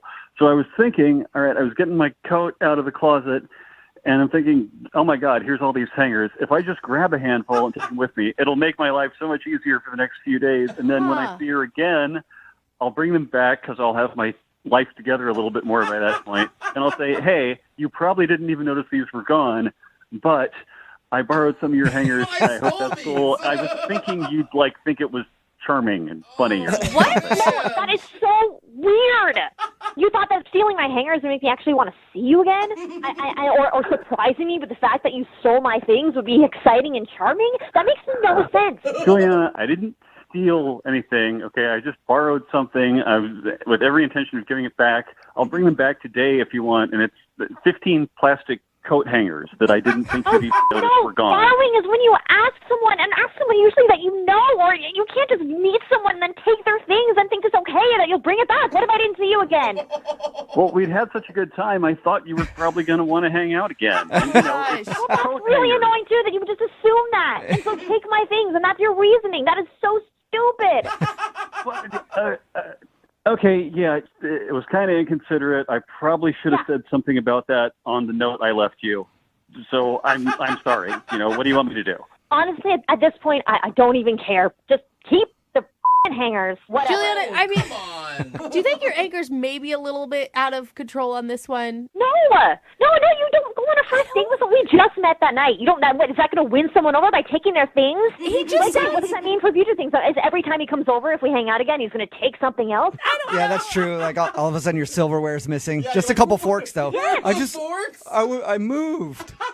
Yeah, not gonna lie, but that's indicative of kleptomaniac tendencies. What the hell? I don't want to be around someone like that. I think we're getting carried away here. Juliana, you think you're maybe blowing this a little bit out of proportion for 15 plastic coat hangers? I mean, I'm not blowing anything out of proportion. They're my things. Hey, Juliana, you're clearly fired up about this, and I think you two should get together and talk outside of this phone call. Would you like to go on a second date? No, would you like to go on a second date with Sean? We'll pay for it. I don't care how fast you say it. I'm not doing it. What if I say it this fast? Would you go on a second date with him? What if it's that fast?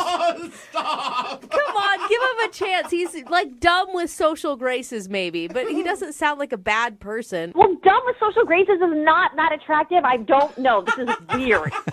Look, whether you want to hang out again or not, that's fine. But I'm going to tell you what. I'll come back to your place tonight. I'll bring back your hangers, and I'll bring you a new set of new hangers. No, you don't. Did you hear that, though? He said he'd bring a brand new set. Oh, that's an upgrade. You're right, Jubal. I swear to God, if you come over tonight with those hangers, I'm going to shove them inside you. Oh, okay. That was aggressive. You never know. That could be even more incentive for him to come over. Brooke and Jubal in the morning. Text in at 78592 says, that Julia woman from the second date update, only 2 words come to mind. Whack job. Yeah, very high pitched, man. When she gets mad. Yeah.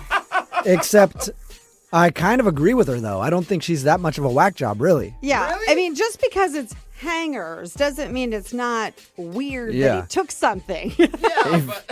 You don't know what we're talking about. We're talking about today's second date update. This dude named Sean wanted to call Juliana. That's her name. And she wasn't calling him back because he stole hangers from her. Just I know it sounds weird. Yeah, he woke up in the morning, took some hangers, and she was really mad about it. Now, she did kind of freak out a little too much. Maybe kind of be like, why would you take my hangers, instead of calling him like a thief and yelling at him a bunch. But she agreed to never go out with him again. She doesn't ever want to see him again because he's a kleptomaniac and a thief. I'm so unorganized, I wouldn't even know if he stole a bunch of my hangers. Yeah, I'd have no idea. I know. I'm like, I'll take them. Remember, if you want to do a second date update, all you have to do... Excuse me, man. How you doing over there? A little Excuse flummy? me. There you go, man. All you have to do is email the show, and we will call the person who didn't call you back.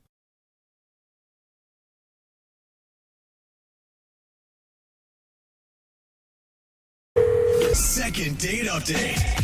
Today's second date update is going to be a little different than any other second date update we've ever done on this show before. 'Cause normally, the people we call have been out together on 1, maybe 2 dates. But the couple we're speaking with today are already engaged. What?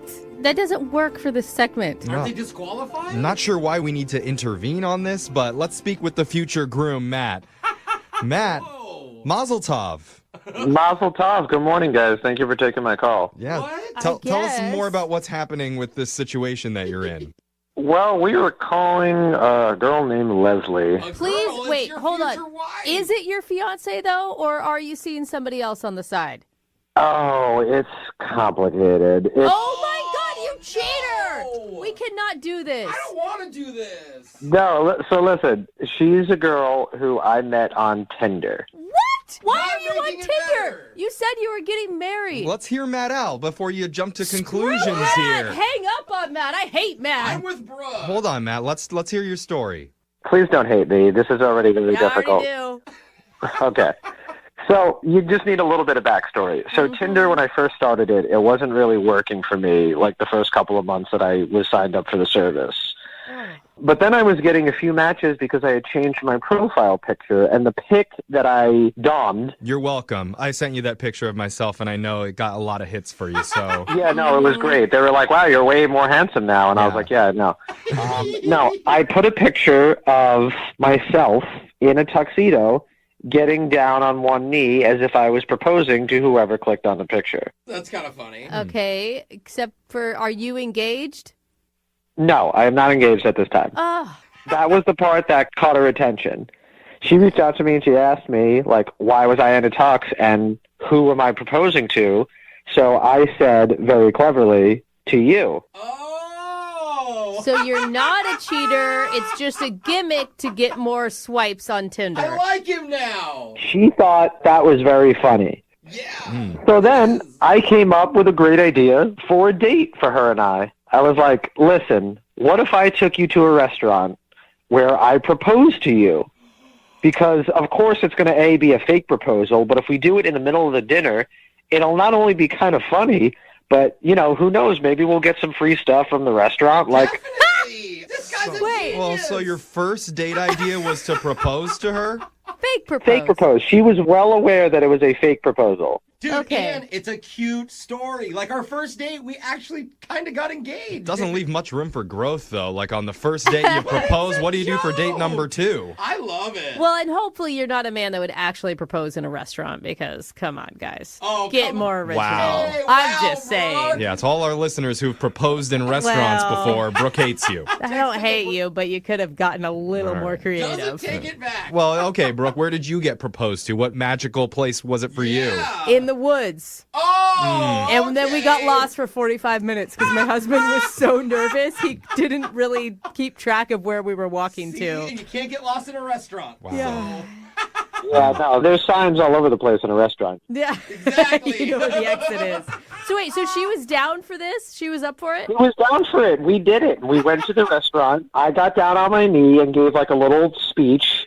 everyone started clapping, and there were like big applause. I mean, it was absolutely hilarious. That's amazing. I even got like a fake diamond ring to really sell it. Oh my God. It's like taking your like fake birthday to a whole nother level, right? And the plan worked because the restaurant gave us a free dessert and a free bottle of champagne, so it was totally worth it. She completely oversold it with like fake tears and clapping and all that stuff. Like, it was just great. This is amazing. That's Sounds really funny. romantic. I mean, it's fun, right? I mean, they were both involved, so it's not like. I mean, she's not calling you back because she actually thought it was real or something, right? So here's where we hit the snag. So afterwards, we're leaving the restaurant, and I was walking her to her car, and, we were joking about, like, the hypothetical wedding, and I said, what should we do next? How should our moms get involved? And, like, she laughed, but then afterwards, like, we were saying goodnight, and she gave me a hug, which was weird because we had just kissed in the restaurant for, like, the fake proposal. Oh, that is So I was just trying to assess the situation. I was like, okay, well, do you want to see each other again next week, or do you want to do another fake engagement proposal thing? And she's like, let me, she said she'll let me know. I mean, you have your fake wedding party coming up. Like, what's going on? Right. So anyway, so she said she'd let me know, and then since then, communication has been very limited. Like, well, I mean, you already proposed to her. Like, she needs to make the next move, if you ask me. Like, you're putting in all the work here, dude. I mean, you're probably right, but, it's hard for me because, like, she seemed so down for the first, like, bit of this thing, and now when I just added this, like, stupid little, like, it's just such a dumb, like, I regret it so much. It's like, well, God, why did I have to take the bit there? I just want, because I really did like this girl. Yeah. You're right, though. Like, if that's it, that's the reason after all you guys just did. I don't know. I'm just trying to collect my emotions right now because I started off really hating you, and now I'm really rooting for you. It's just like your real marriage, Brooke. You're going to have to give me a second here to have any opinion. All right. Well, we're going to play a song, come back, and we're going to call your future bride-to-be right after this. All right, Matt? All right, thanks. All right, hold on. Second date update. Dearly beloved, we're gathered here today in this dingy, German-fested recording studio to celebrate the joyous first date of Matt and Leslie. Matt took his Tinder match to a restaurant where he faked a marriage proposal in the hopes of getting some free stuff from the restaurant. Yeah, Matt. And possibly free pass to second base. But even though Leslie said yes to the staged proposal, she has not said yes to a second meetup. And that brings us to this moment. Matt, is it okay that I act as your pastor today to try and bring you two together with your future wife? I would have it no other way. All right. I feel like more than ever, every man listening is rooting for this to work out for you, Matt, because they totally want to try this and get free food on their date, too. Dude, I said this to you off air. I was like, I really want to do this. Like, but if it doesn't work out, then nobody should do it. Right? Yeah, they don't care about, like, meeting a great girl. It's just the free food. Yeah, it's just a cheaper way to date. Matt has unlocked the key. Well, listen, as much as I'm happy that I possibly have created a new life hack for many of the fellas out there, I mean, none of this will be worth it if she doesn't want to go out on another date. All right, Matt, that is so romantic. I'll let you get to second base, okay? Oh, dang! Okay. I listen, if I could just get in the ballpark, I'll be happy about that. All right. Oh, you can get in his Well, let's open the gates for you. We're going to give Leslie a call and try and get you a second date here, all right? Thank you so much, man. I really appreciate it. All right, I'm going to dial the number right now. Here we go. Oh, I hope this works.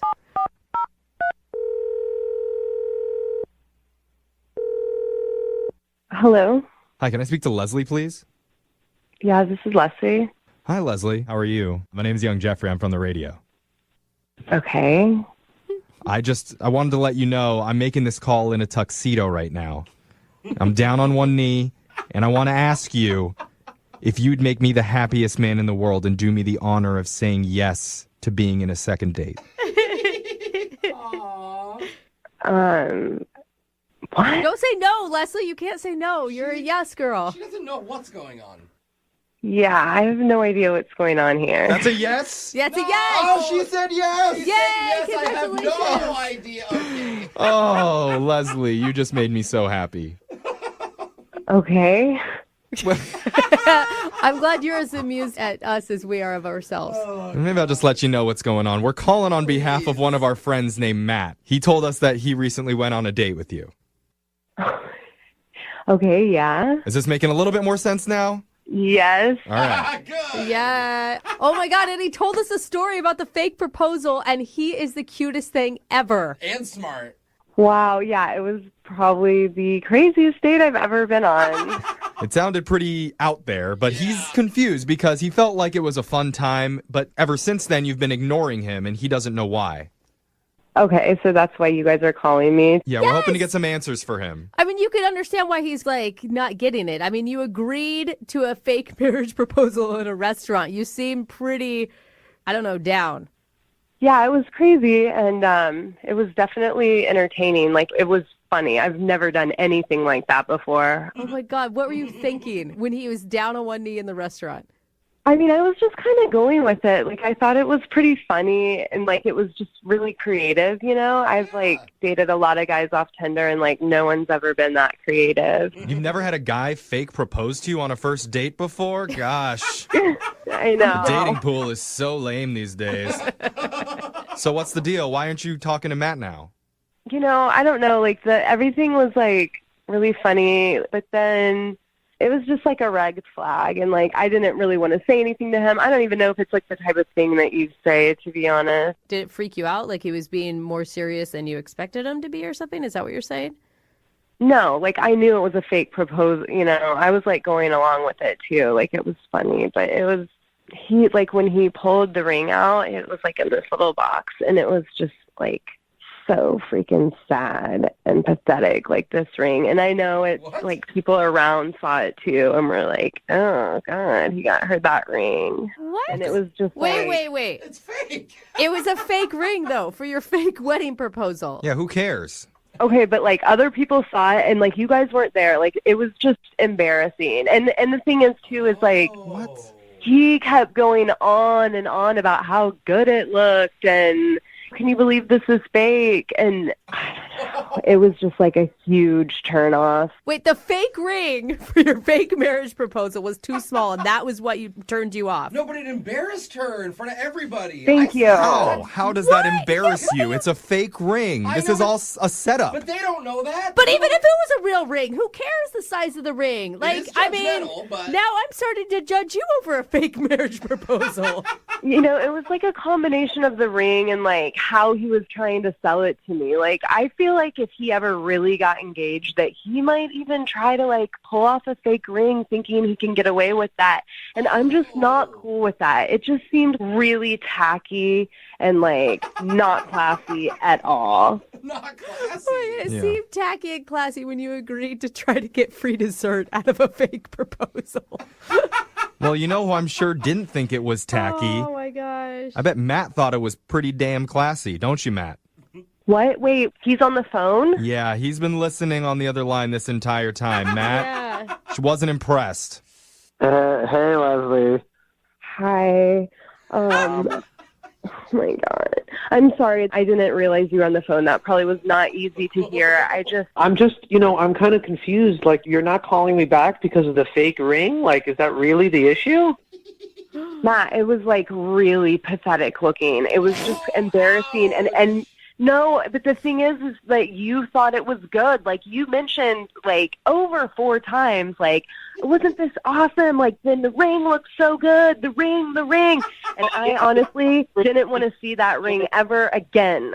No one's going to see that ring ever again because it was a fake ring that no one is going to actually propose with. Was that people in the restaurant and the servers and the management, like they all saw it, and I could see in their faces they were like, "Oh my God!" No wonder they gave you free food. Exactly. It was pity food. It wasn't celebration food. Is that what you're saying, Leslie? Yes, that's what it felt like. It wasn't a celebrate. It was like, oh, this poor girl. Like, look what she's. I'm sorry that the bus boys judged you and that upset you. But listen, I stand my ground. That was a nice ring. Any girl would be lucky to have a ring like that. No, they would not, Matt. No, they wouldn't. And if you do another fake engagement again, don't think that ring was going to be good enough. Oh, wow. Are we really fighting over this? How about this? When I do another fake engagement, I'm not only going to reuse that ring, but I'm going to get a sister ring that looks just like it for the wedding. Oh my God. That's not going to be my wedding. Well, I don't know if you're going to have a wedding, Leslie, because apparently these rings aren't good enough for you. Oh my God. Don't go through a fake separation. This is not okay. We're getting fake divorce. Yeah, okay, fine. I don't want your stupid ring, Matt. You know what? The engagement's off. You know what? I'm keeping the ring, and if you have a dog, I'm taking the dog. None of this is real. What is going on, you guys? How did this It was happen? supposed to be fun. It was supposed to be silly. No, he plays like he's really nice. You know, that was another flag I didn't tell you guys about. When he was doing his whole speech about, oh, you've always been there for me, the wedding to Mexico, and we met at the bakery, and on and on. It was too good. I was like, this guy is a freaking liar, and I can't trust him. Yeah, it was so too crazy good. that I was And so crazy that I was knew making right. things up for a fake proposal. Oh my God. This Man, is so weird. I don't know if I'm heartbroken or where I'm at now. I mean, I'm kind of turned on, and I think that, Matt, you should take this girl out on one more date. I mean, I can't wait to take her to a Burger King and propose with an onion ring. Oh my God. Yeah, you probably would go to Burger King, and you'd probably use a freaking onion ring as the ring and be like, oh my God, look how it glimmers under the light. Yeah, Matt, you cheapo. Yeah, that's my kind of ring. So, is that a yes to a second date? I'm not reading this right. Because we will pay for a second date if you guys will go out again. A real date. Come on, I almost want you guys to do it. You're so good at fighting. You know what? She doesn't even need to give you an answer because let me tell you something honestly that's not fake. No, I don't want to go out with her again. Oh! Fine, Matt. I don't want to go out with you either and your pathetic little ring. Good luck finding somebody that will put up with that. And whoever does definitely won't have sex with you, okay? I'm telling you that right now. I don't care. I'll be celibate for my whole life as long as I don't have to hear you complain about a ring. Oh, man. All This right. got Okay, ugly. well, Wow, that went quick. Matt, I mean, I'm sorry. It sounds like your bride-to-be is not interested in seeing you again, so Oh my God, no my- second date. I should have seen the red flags when she said yes to my proposal, so that one's on me. Yep, she says yes to a marriage proposal. Huge red flag. He's the weird one. I thought... Moving 92.5.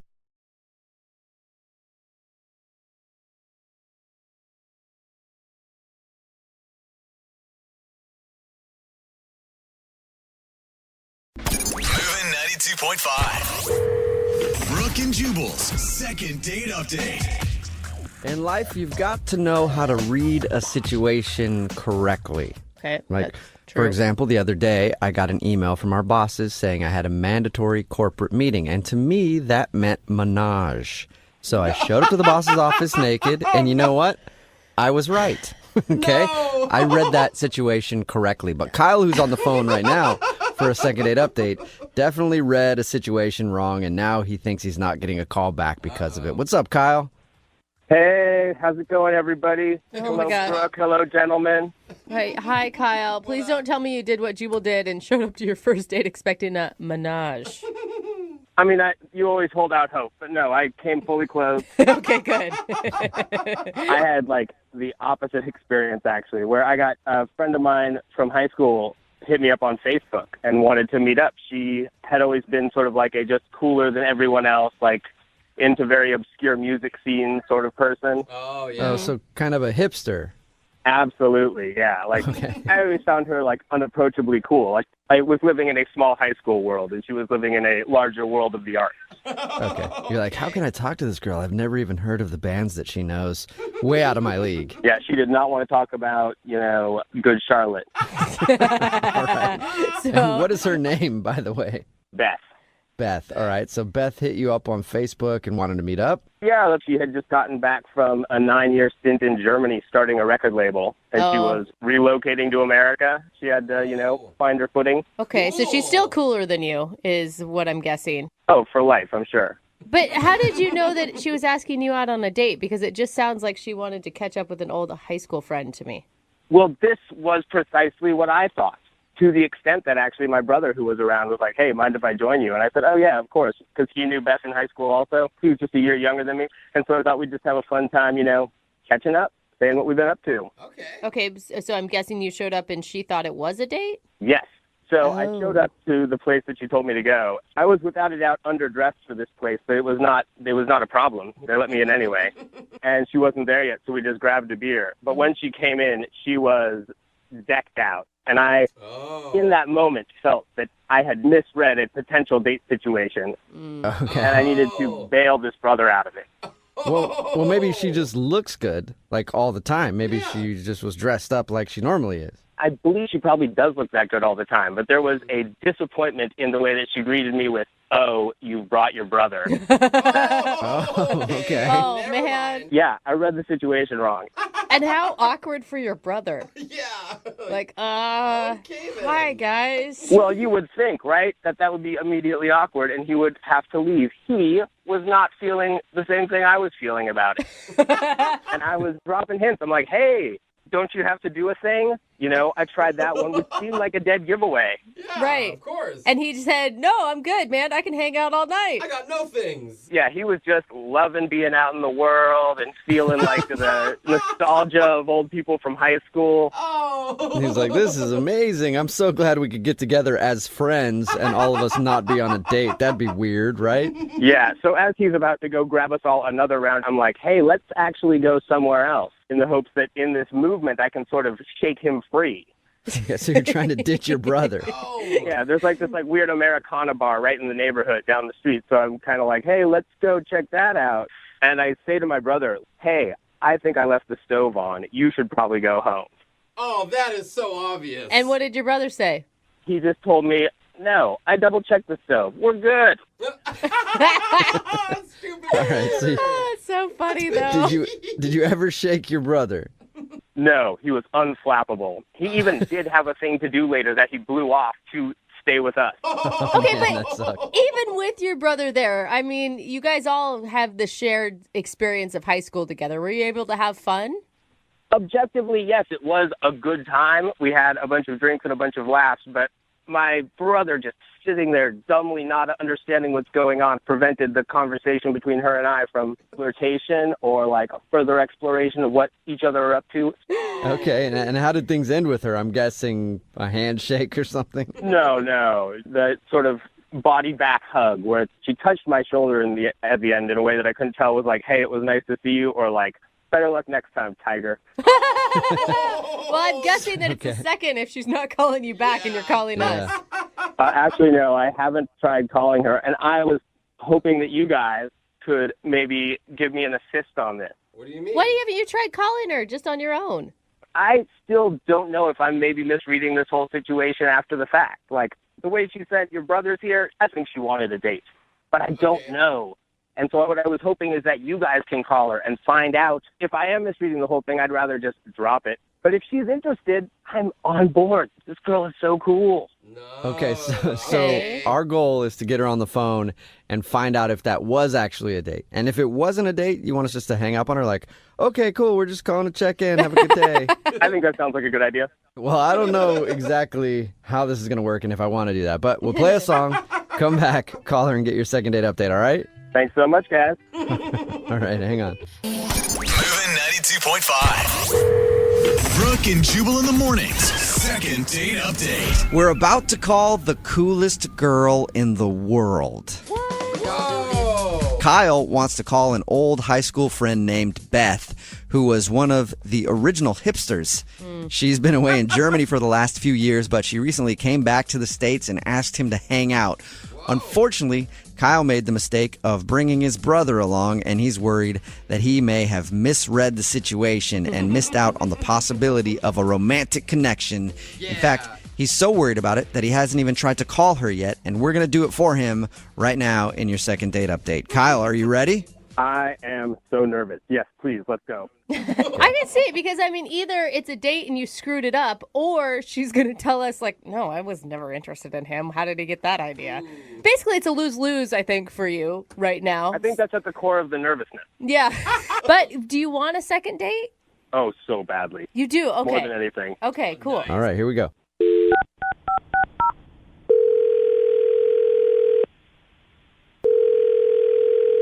Hello, Hi, can I speak to Beth, please? this is Beth. Hey, Beth, how are you? This is Jubal from Brooke and Jubal in the Morning. Who? Jubal from Brooke and Jubal in the Morning. It's a radio show. I'm sorry, I haven't been in the country in a long time, so I haven't listened to the radio. Yeah, that's cool. You're probably more of a podcast person anyway, right? Yeah, I enjoy podcasts. Did I win something? Do you need something from me? You didn't win anything, but yes, I do need something from you. You know a guy named Kyle, right? I know a lot of Kyles. Okay, well, a guy named Kyle that you recently reconnected with. You went to high school with him? Yeah. Okay. Why are you, what? Why are you calling me? Okay, so Kyle listens to our show, and we do a segment on our show called the Second Date Update. That's where if you go out on a date with somebody and then they end up blowing you off after, you email us to see if we can get them on the phone and find out what went wrong. Kyle emailed us. He told you we went on a date? Well, he said he didn't think it was a date until you showed up, and then he was like, oh, wow, we're actually on a date. But unfortunately, his brother was there. Yeah, that is what happened. Wait, so you did think it was a date? Well, I'd like to call it more of a get-together. No, that's too, like, what was your intention in seeing him? I don't really know if I want to tell you guys what my intention was to see him. Oh, come on. That's fair. You have to. I have to? No, you don't. Well, you don't have to. We would appreciate it. Kyle would appreciate it. He's the one that asked us to call you. He hasn't tried to reach out to me at all. He hasn't reached out to you because he's embarrassed. He thinks that you wanted to meet up with him for a date, and he got it wrong. And so he asked us to see if it was a date. Well, okay, but he could just ask me that. This feels a little high school, doesn't it? What do you think? Dude, but you're the cool girl. The way he describes it is like you're the cool girl, and he doesn't ever feel like he's ever been cool enough to hang out with you. Well, that's dumb. I mean, I'm a nice person. I don't... No, he didn't say you weren't nice. Yeah. He just said that you're really cool. Well, that's very nice of him to say, but I mean, like, he should just tell me, if he wants to go on a date with me, he should just tell me he wants to go on a date. That's true. Was he on a date with you? That's the first thing we need to know. I thought he was cute in high school, and I was disappointed that his brother was there. You were disappointed. Oh, you were. I was excited to, get connected and hang out again, and And Okay. what else is there to tell? I don't know what else you guys need to know. Well, what was it I mean, like? I guess the question is, can he score another date with you? Yeah, I think that might be inappropriate at this point. Why? I thought you just said you liked him and he was cute. Yeah. I do, and he is, but I feel like over time, maybe people's personalities change, and he was a little more passive-aggressive than I would like, a little more, a little less upfront. He was dropping a lot of hints, but he never really asked his brother to leave. Why is that inappropriate, though? Well, his brother kind of asked me out. What? Whoa. Wait, like on a date? Yeah, like on a date. He said the word date. Wow. Okay, I don't think he knows that at all. When did his brother ask you out? Well, Kyle was in the bathroom. Oh my God. Oh, man. Wait, so you said yes? I'm guessing if it's inappropriate. I did say yes. He, his brother was being very assertive, and at that point, I didn't think Kyle was gonna do anything about it. And oh my God. And yeah, I mean, why not? Oh he my asked me out. Yeah, why not? He painted the picture like his brother didn't understand that his brother was the third wheel. Yeah. But it turns out he was the third wheel. Sometimes that's just how life works. Yeah, I guess. And we're going out tonight. Tonight? Poor Kyle. Kyle is always the third wheel, even right now, because he's on the other line listening and wants to talk to you. Hi, Beth. It's Kyle. What? Hey, you doing anything tonight? Oh my, that was very passive aggressive. She's right. Of course. This is what I was saying. Kyle, I understand you were giving your brother hints, but your brother was being very assertive, and you were kind of dropping hints. You know what? None of this wasn't- matters. My brother asked you out on a date while we were there. He was a total jerk. He did it behind my back. He never told me that he did that. I am learning this news right now on the radio. Whoa. I mean, did you tell him that you were interested in me? Yeah, I told him afterwards. I said, why were you hanging out the whole time on my date? What were you doing? And what did he say to you? He just said, hey, it's good times, old friends, right? Dude. I did not realize my brother was so maniacal. That is low. You know, it kind of sounds like you're sour grapes. Like, you're sad you didn't make the first move, and now I'm going to go out with your brother, and I'm hoping you enjoy it. Have a good night. I'm crushed. I am crushed like a sour grape. Oh, no. Kyle, are you upset that she's not into you, or are you more upset that your brother is actually going out with her? Oh, don't make me choose. Those are awful. That is awful and awful. They're both bad. Beth, you have chosen the wrong brother. You know, up until he was 7, he peed his bed all of the time. That's a low Well, blow. he sure seems like a man now. Ooh. He's not a man. He is a snake. I'm not letting him out on the date tonight. I'm not letting him go. No. How are you going to stop your little brother? He's my little brother. I'm the big brother. I'm in charge. He's not going on this date. There is no way. I'm going to go home right now, and I'm going to shred his pants. His only option will be a pantsless date with you. So that's what I will do. Real mature, dude. Well, you know, at least it'll be more upfront if there's no pants. Yeah, you could actually be helping your brother out even more if you think about it, shredding his pants. Hey, Beth, would you like to go out with Kyle again on a second date? I mean, he could just come along, with your date with his brother. We'll pay for it. Yeah, he is more than welcome to join with me and his brother tonight. No. Dude, but seriously though, Beth. I'm joking. I'm joking. Beth, I'm going to win you over. Let me come on the date. Dude, this sounds like fun. Can you imagine being at a date and having two brothers fight over you? Yeah, who's assertive now, right? Put me on my date with my brother. Let's do it, please. Please, Beth, let us do it, please. I'm up for it. Why not? You know, it'll feel like high school again. Oh, really? Okay. Oh, my So God. is that a legit yes? Can he come along on the date and try to win you over his brother? Yes. Oh my God, that's amazing. Oh my God, yes.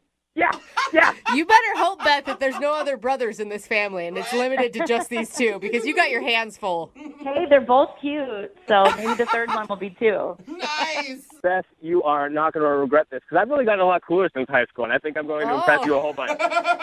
Yeah. All right, well. Good way to start, Kyle. Oh, my Okay. God. All right, cooler than me. Take care. And good luck beating out your brother for Beth's heart. Thanks so much, guys. And Beth, I will see you tonight. Brooke and Jubal in the morning. Pretty much everybody texting in at 78592 agrees on one thing. They say that we have to get an update from today's second date update. It's Brooke and Jubal in the morning. And if you didn't hear the second date update, Kyle wanted to call Beth. She was the cool girl in high school. She actually moved away out of the country for a while and came back and then asked him out on Facebook. And he thought it was just like two friends catching up. And then he got there and she was dressed up and he's like, oh man, maybe this is a date. But he accidentally brought his brother along because he thought they were just getting together for drinks just to be friends. Yeah. And then we found out that the reason she wasn't calling back was because she did intend on it being a date, but she also met his brother and thought his brother was better. And his brother actually asked her out because his brother wouldn't leave the date the whole time. Oh. And then he said, okay, well, how about I come back out with you and my brother and then we fight it out for your affection? And she agreed to it. So all three of them are going to go out now. I hope she just ends up with one of them just so that they can always spend family holidays together. I know. It sounds like it's going to be really drama, but in a fun way if you're kind of the third party getting to watch. Everything will be a competition between them. Like Thanksgiving dinner just to see who can eat more. Like, I eat way more than my brother. You should have married me. I told you. And I'm guessing it's been that way since they were little. Like, everything's been a competition between these two. So hopefully we can get an update from them and see which brother won her affection. Yes. So awesome. Remember, if you want to do a second date update, all you have to do is email the show, and we will call the person that didn't call you back. Moving 92.5. Angie's List is now Angie, your home for everything home. Angie still has the same top pros and reviews you've counted on for more than 20 years. Only now, you'll also get access to all the tools you need to make your home a happy place. Inside, outside, big or small, Angie helps you find the right solution for whatever you need done. all from your phone.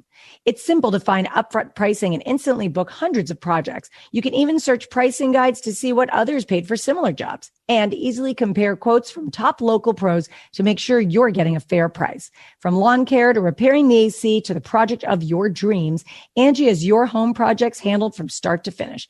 Plus, when you book and pay through Angie, they'll cover your project up to the full purchase price plus limited damage protection with their happiness guarantee. Make your home an Angie home. Check out Angie.com today. And for more on the happiness guarantee, go to Angie.com/happiness-guarantee.htm.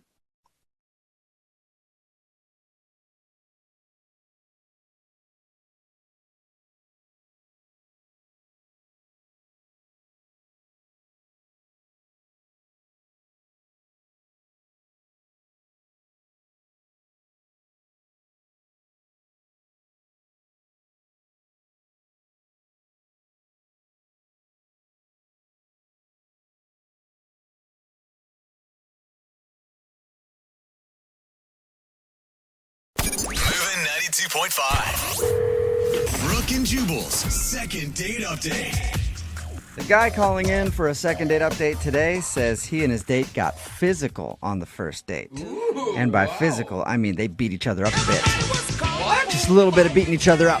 Wait, that was a good thing? Oh my gosh. Apparently they met in a Krav Maga class. What's Krav Maga? It's like a self-defense thing. Oh. Okay.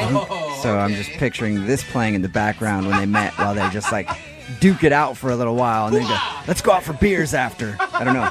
We'll find out right now, though. His name is Rob. What's up, Rob? Hey, yeah, no, it's not Kung Fu. It's Krav Maga. It's the Israeli martial art developed in the army. Basically, it's all about hitting the weak points of people and causing the most damage. They say you don't want to cause pain, you want to cause damage. So it's basically like any women that take the class, it just shows them to hit a dude in the junk over and over again. Yeah, basically. And the throat. Yeah, I mean, I think Junk that and works for throat. dudes, too. Like, they would also be opted to hit in the Yeah, 'cause junk. a lot of attackers are bigger than you, so. Sounds like a pretty easy class to teach. Just Yeah. hit people in the junk. Maybe the eyes. Take your foot. I mean, there's more to it than that, but yeah, essentially. So you met her in this class. What's her name? Her name's Dana. Dana. And how did you end up asking her out? I mean, we've been partnered up. We're kind of, I mean, she was newer. She said she's doing it for fitness. I've been doing it for a little while. Because, I don't know, I actually got robbed, so I've been trying to, like, learn how to defend against that and, like, kill people with my hands. I haven't killed anyone yet. Wait, but- you want to kill someone over No, only if they try to rob me again. Okay, don't take this guy's cell phone. Yeah, the way you said that, That sounded is- like you Just trying to kill people. just can't wait to go and snap somebody's neck. no. I'm turning my body into a lethal weapon. So you got robbed and decided to take this class. Yeah. Okay. So I met her. She's been doing it for a little bit, and so... And I assume there's a lot of girls in the class because most self-defense classes are majority women. Yeah, there's a lot. It was actually pretty much like 50% women. Sometimes it's like more women than guys in that class. It's a good way to meet women. I mean, that's not why I went, but yeah, it is. It's also a good way to get punched in the junk for being a little too forward with a woman. Yeah. She didn't punch you in the junk, though. She went out with you. Yeah. I asked her out, and she decided to go out with me after class. Nice. And what did you guys do? Well, we drove around for a bit, and Sounds exciting. Yeah. well, I just wanted to talk to her in the car. I don't know, it's a good conversation place. That is weird. You purposely drove around just so you could talk to her longer? Well, we were gonna go somewhere for a day, but we just couldn't really pick a place, so we've been kind of driving for like an hour. Whoa. And then we decided, I don't know, so we were like talking about getting like a movie or something from Redbox and just watching it over at my place. And you were like, no, sorry, I don't do dates outside of the car. I can't do it. Did the Red Box date happen? Did you guys go back to your place? Yeah, we went back to my place. Good. All right, so here's the thing. Like, I know this kind of sounds cliche and everything, but like I do live at my mom's house. I'm in the basement. There's like a separate entrance, so like I don't have. It's my mom's house, but I do have privacy. No, it's not, dude. It's your house. You have your own door. Yeah, you have your own door, dude. That's a completely different place. It doesn't sound cliche. It sounds just like a turnoff. Was she turned off by that, you think? Well, I didn't really tell her about it until we were at the door. of the separate entrance. Good idea. But if it was a basement apartment, why would you have to tell her at all? Like, I don't know. I just kind of wanted her to, I like being honest. I just wanted to be upfront with her right away. okay, I can respect that. It's better to let her know that and be like, I got my own apartment. And then she finds out that it's actually at your mom's place. Yeah. So once you were in your place, was everything cool? Yeah, we watched the movie. It went well. Things started to pick up and happen after the movie. She spent the night. Oh, she did? Hey! Dude, that's always nerve-wracking when you're spending the night at someone's mom's house. Like, is the mom going to come down? Should I be clothed the entire time? What if I have a run-in? Well, I mean, she does kind of give me my privacy, so that luckily didn't happen. You didn't have to run upstairs and clear it with her? No. Okay. Did she have to do the walk of shame and your mom saw her? No, well, that's the thing was the next morning. I mean, that's where things felt kind of weird. Like, the whole date seemed great up until the next morning. What happened? So I woke up, and I saw her, like, walking out the door, and I was just like, where are you going? And then she said that she called a friend to come pick her up. Mm-hmm. Okay. Mm-hmm. And then she was just like, go back to bed. Oh. Like, nicely or mean? I couldn't really tell. It was just kind of like an awkward thing. And then I just haven't been able to get a hold of her. Huh. Like, I haven't seen her in class or anything. She just, like, hasn't gone to class. I called her, and one time she did pick up. She was, like, just kind of silent for a bit. Like, she didn't even, like, talk to me at all, and then she just hung up the phone. Ooh. Oh, so she accidentally picked up. That's what it seemed like, yeah. Okay. Why do you think she doesn't want to talk to you so badly? I don't know. I mean, I don't think it was that bad. It was pretty good. Every man's worst fear. But it can't be the mom's house because she stayed the night. Yeah, I mean, exactly. She wouldn't have stayed over in the first place. Yeah. All right, well, we'll play a song, come back, call her, and get your second date update, okay? Okay, thank you. All right, hang on. Moving 92.5. Brooke and Jubal in the mornings. Second date update. Some people like to get intimate underneath the stars. Some people like to do it under the covers. And others, like Rob, who's on the phone for a second date update right now, like to get intimate under their mom. Oh, no, dude, you can't say it like But that. it's accurate. Upstairs, because she lives upstairs. And that's exactly what happened when Rob went out with Dana. Apparently they met in a Krav Maga class, the self-defense thingy. What do you call it? Self-defense thingy? Is that right, Rob? I don't feel like that's right. It's a self-defense martial art. Martial art. That's He a was better gonna way go to say thingy it. too. Yeah. He almost did thingy. I know. It's not very scary when you say it like that. Back up. I know that self-defense thingy called Krav Maga. So anyway, they met there, and that night ended up going back to his place. They hooked up a little bit. And then in the morning, all he remembers is her saying, I had my friend come pick me up, go back to bed. And that's the last time he's talked to her. He even tried to call her once, and she picked up the phone and then hung up on him. So we know she's not very happy with you for some reason, Rob. Yeah. I never heard how much alcohol was involved in your one night fling. 0. We didn't have any alcohol. Whoa, you A didn't drink. sober? Whoa. That's never Sober happened. one night stand. Yeah, I don't know. I didn't know those existed. Dude, you must be hot, Rob. Yeah. You get a sober one night stand in your mom's basement? Yeah, I'm with Jeez. Jubal on that one. He's a unicorn. How are you not getting a call back? That's what I mean, man. I'm a catch. Yeah. I guess. All right. Well, I'm going to dial her phone number right now and see if we can figure out what happened, okay? All right. All right.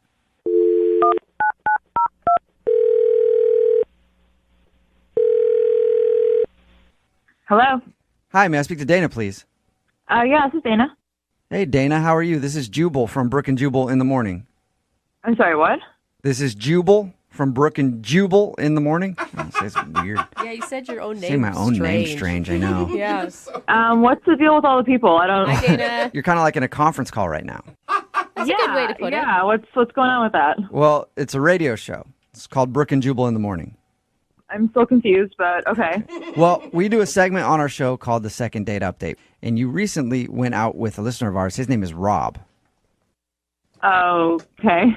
And Rob emailed us because he told us about how you met and how you hung out at his place or his mom's place. And then you left and have never called him. And he said he even called you at one point and you picked up and hung up on him. Well, I mean, I didn't mean to hang up on him. I mean, like, I didn't want to answer, but I felt bad hanging up on him. Yeah, you didn't want to hang up on the guy until you accidentally answered his phone call, and then you were forced to hang up on him. Yeah, which was not good, I know. Why did you hang up on him? I really didn't want to talk to him. Yeah, we got that. I mean, that's usually why you hang up on someone. But was there a reason you didn't want to talk to him? I don't know. I didn't have a very good date with him, so I was kind of wanting to move on. What was so bad about the date? Well, I don't know what Rob told you. I don't know how much you guys know, but you've mentioned the mom's house, so that right there should be kind of an indicator that I don't want to go back. Yeah. You don't want to go back to his mom's house? No, not really. Not really. Okay, though, come on. That could be kind of judgy because you stayed the night there, so you didn't have that much of a problem with it the night of.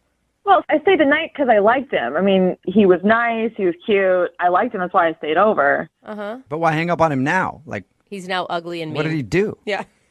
It wasn't anything that he did. That it's just one of those dates you want to forget about. Oh, wait. You want to forget about it? Yeah.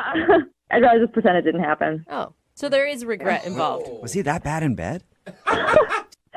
I don't really want to go into that. Oh my God, that's a yes. no. That is a yes. I know it. No. I mean, that wasn't the problem. The problem was, this is so embarrassing. Okay, here's what happened.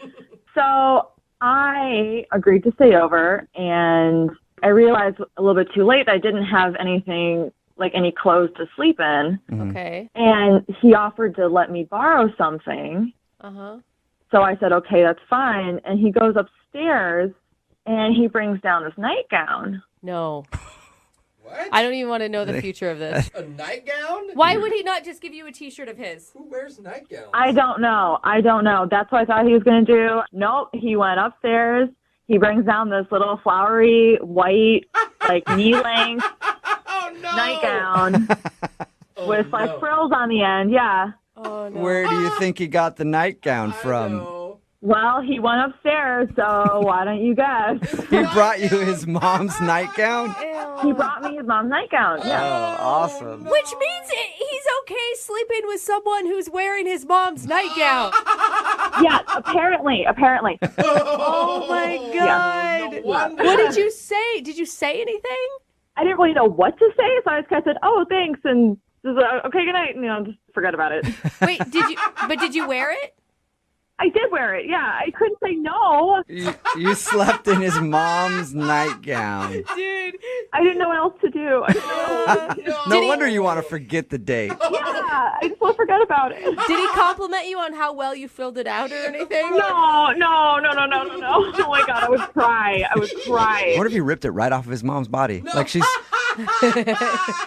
up there watching reruns of something, he just grabs it from her like, I need this for my date, Mom. I mean, I could see how it'd be an innocent mistake, but it's still like the biggest turnoff ever. I know. And like, I just feel as though like he should have just thought, wow, this is weird. Like why did that not occur to him? That this is a little weird. That is a very good question, Dana, and a question I think we should ask him directly. And he is on the other line listening and wants to talk to you, so we can actually do that. Wait, I'm sorry, what? He's on the other line listening. No, he's not. Yes, I am. Oh my God. Look, now that you guys are saying this, I'm really embarrassed about the night. Yeah, well, you should be embarrassed. That's embarrassing. That's okay, embarrassing. so like, here's the thing. Like, I thought it would be like a nice thing. Like, I thought like it's a nice nightgown. It's really like that was an expensive nightgown. And my mom doesn't use it too much, so it's clean. It's not like she just wore it last night. How do you even know the frequency of your mom's nightgowns? That's weird right there. Her rotation, her nightgown rotation.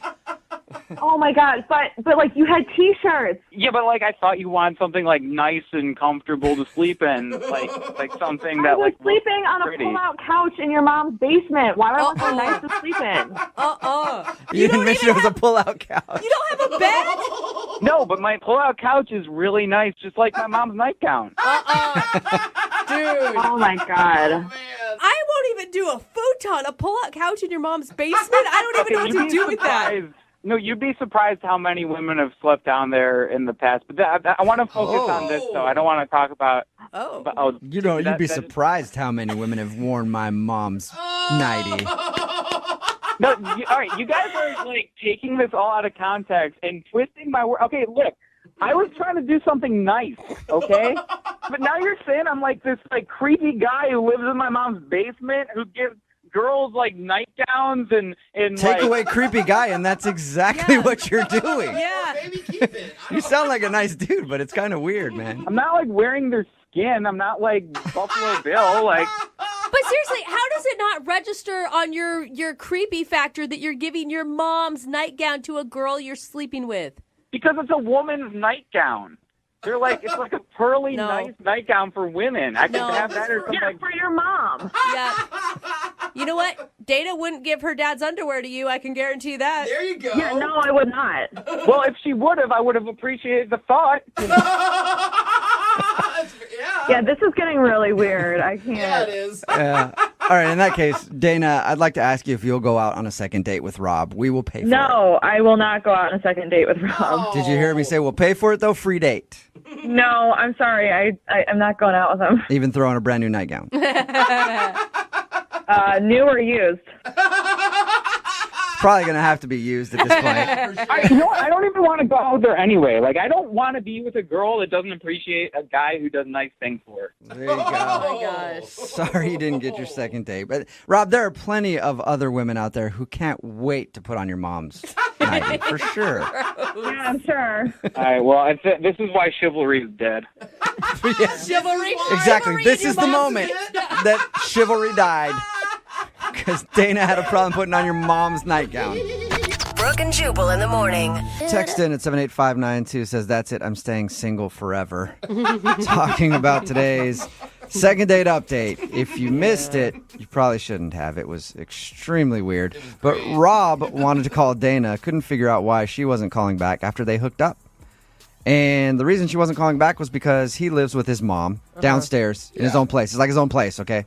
Not necessarily his mom's house. That's the way he said it. It is his mom's house. It's But his mom's anyway, house. he lives They have downstairs, family portraits and on the she wall. needed some clothes to wear because she was sleeping over. So he ran upstairs and grabbed one of his mom's nightgowns and gave that to her so that she would have something to sleep in.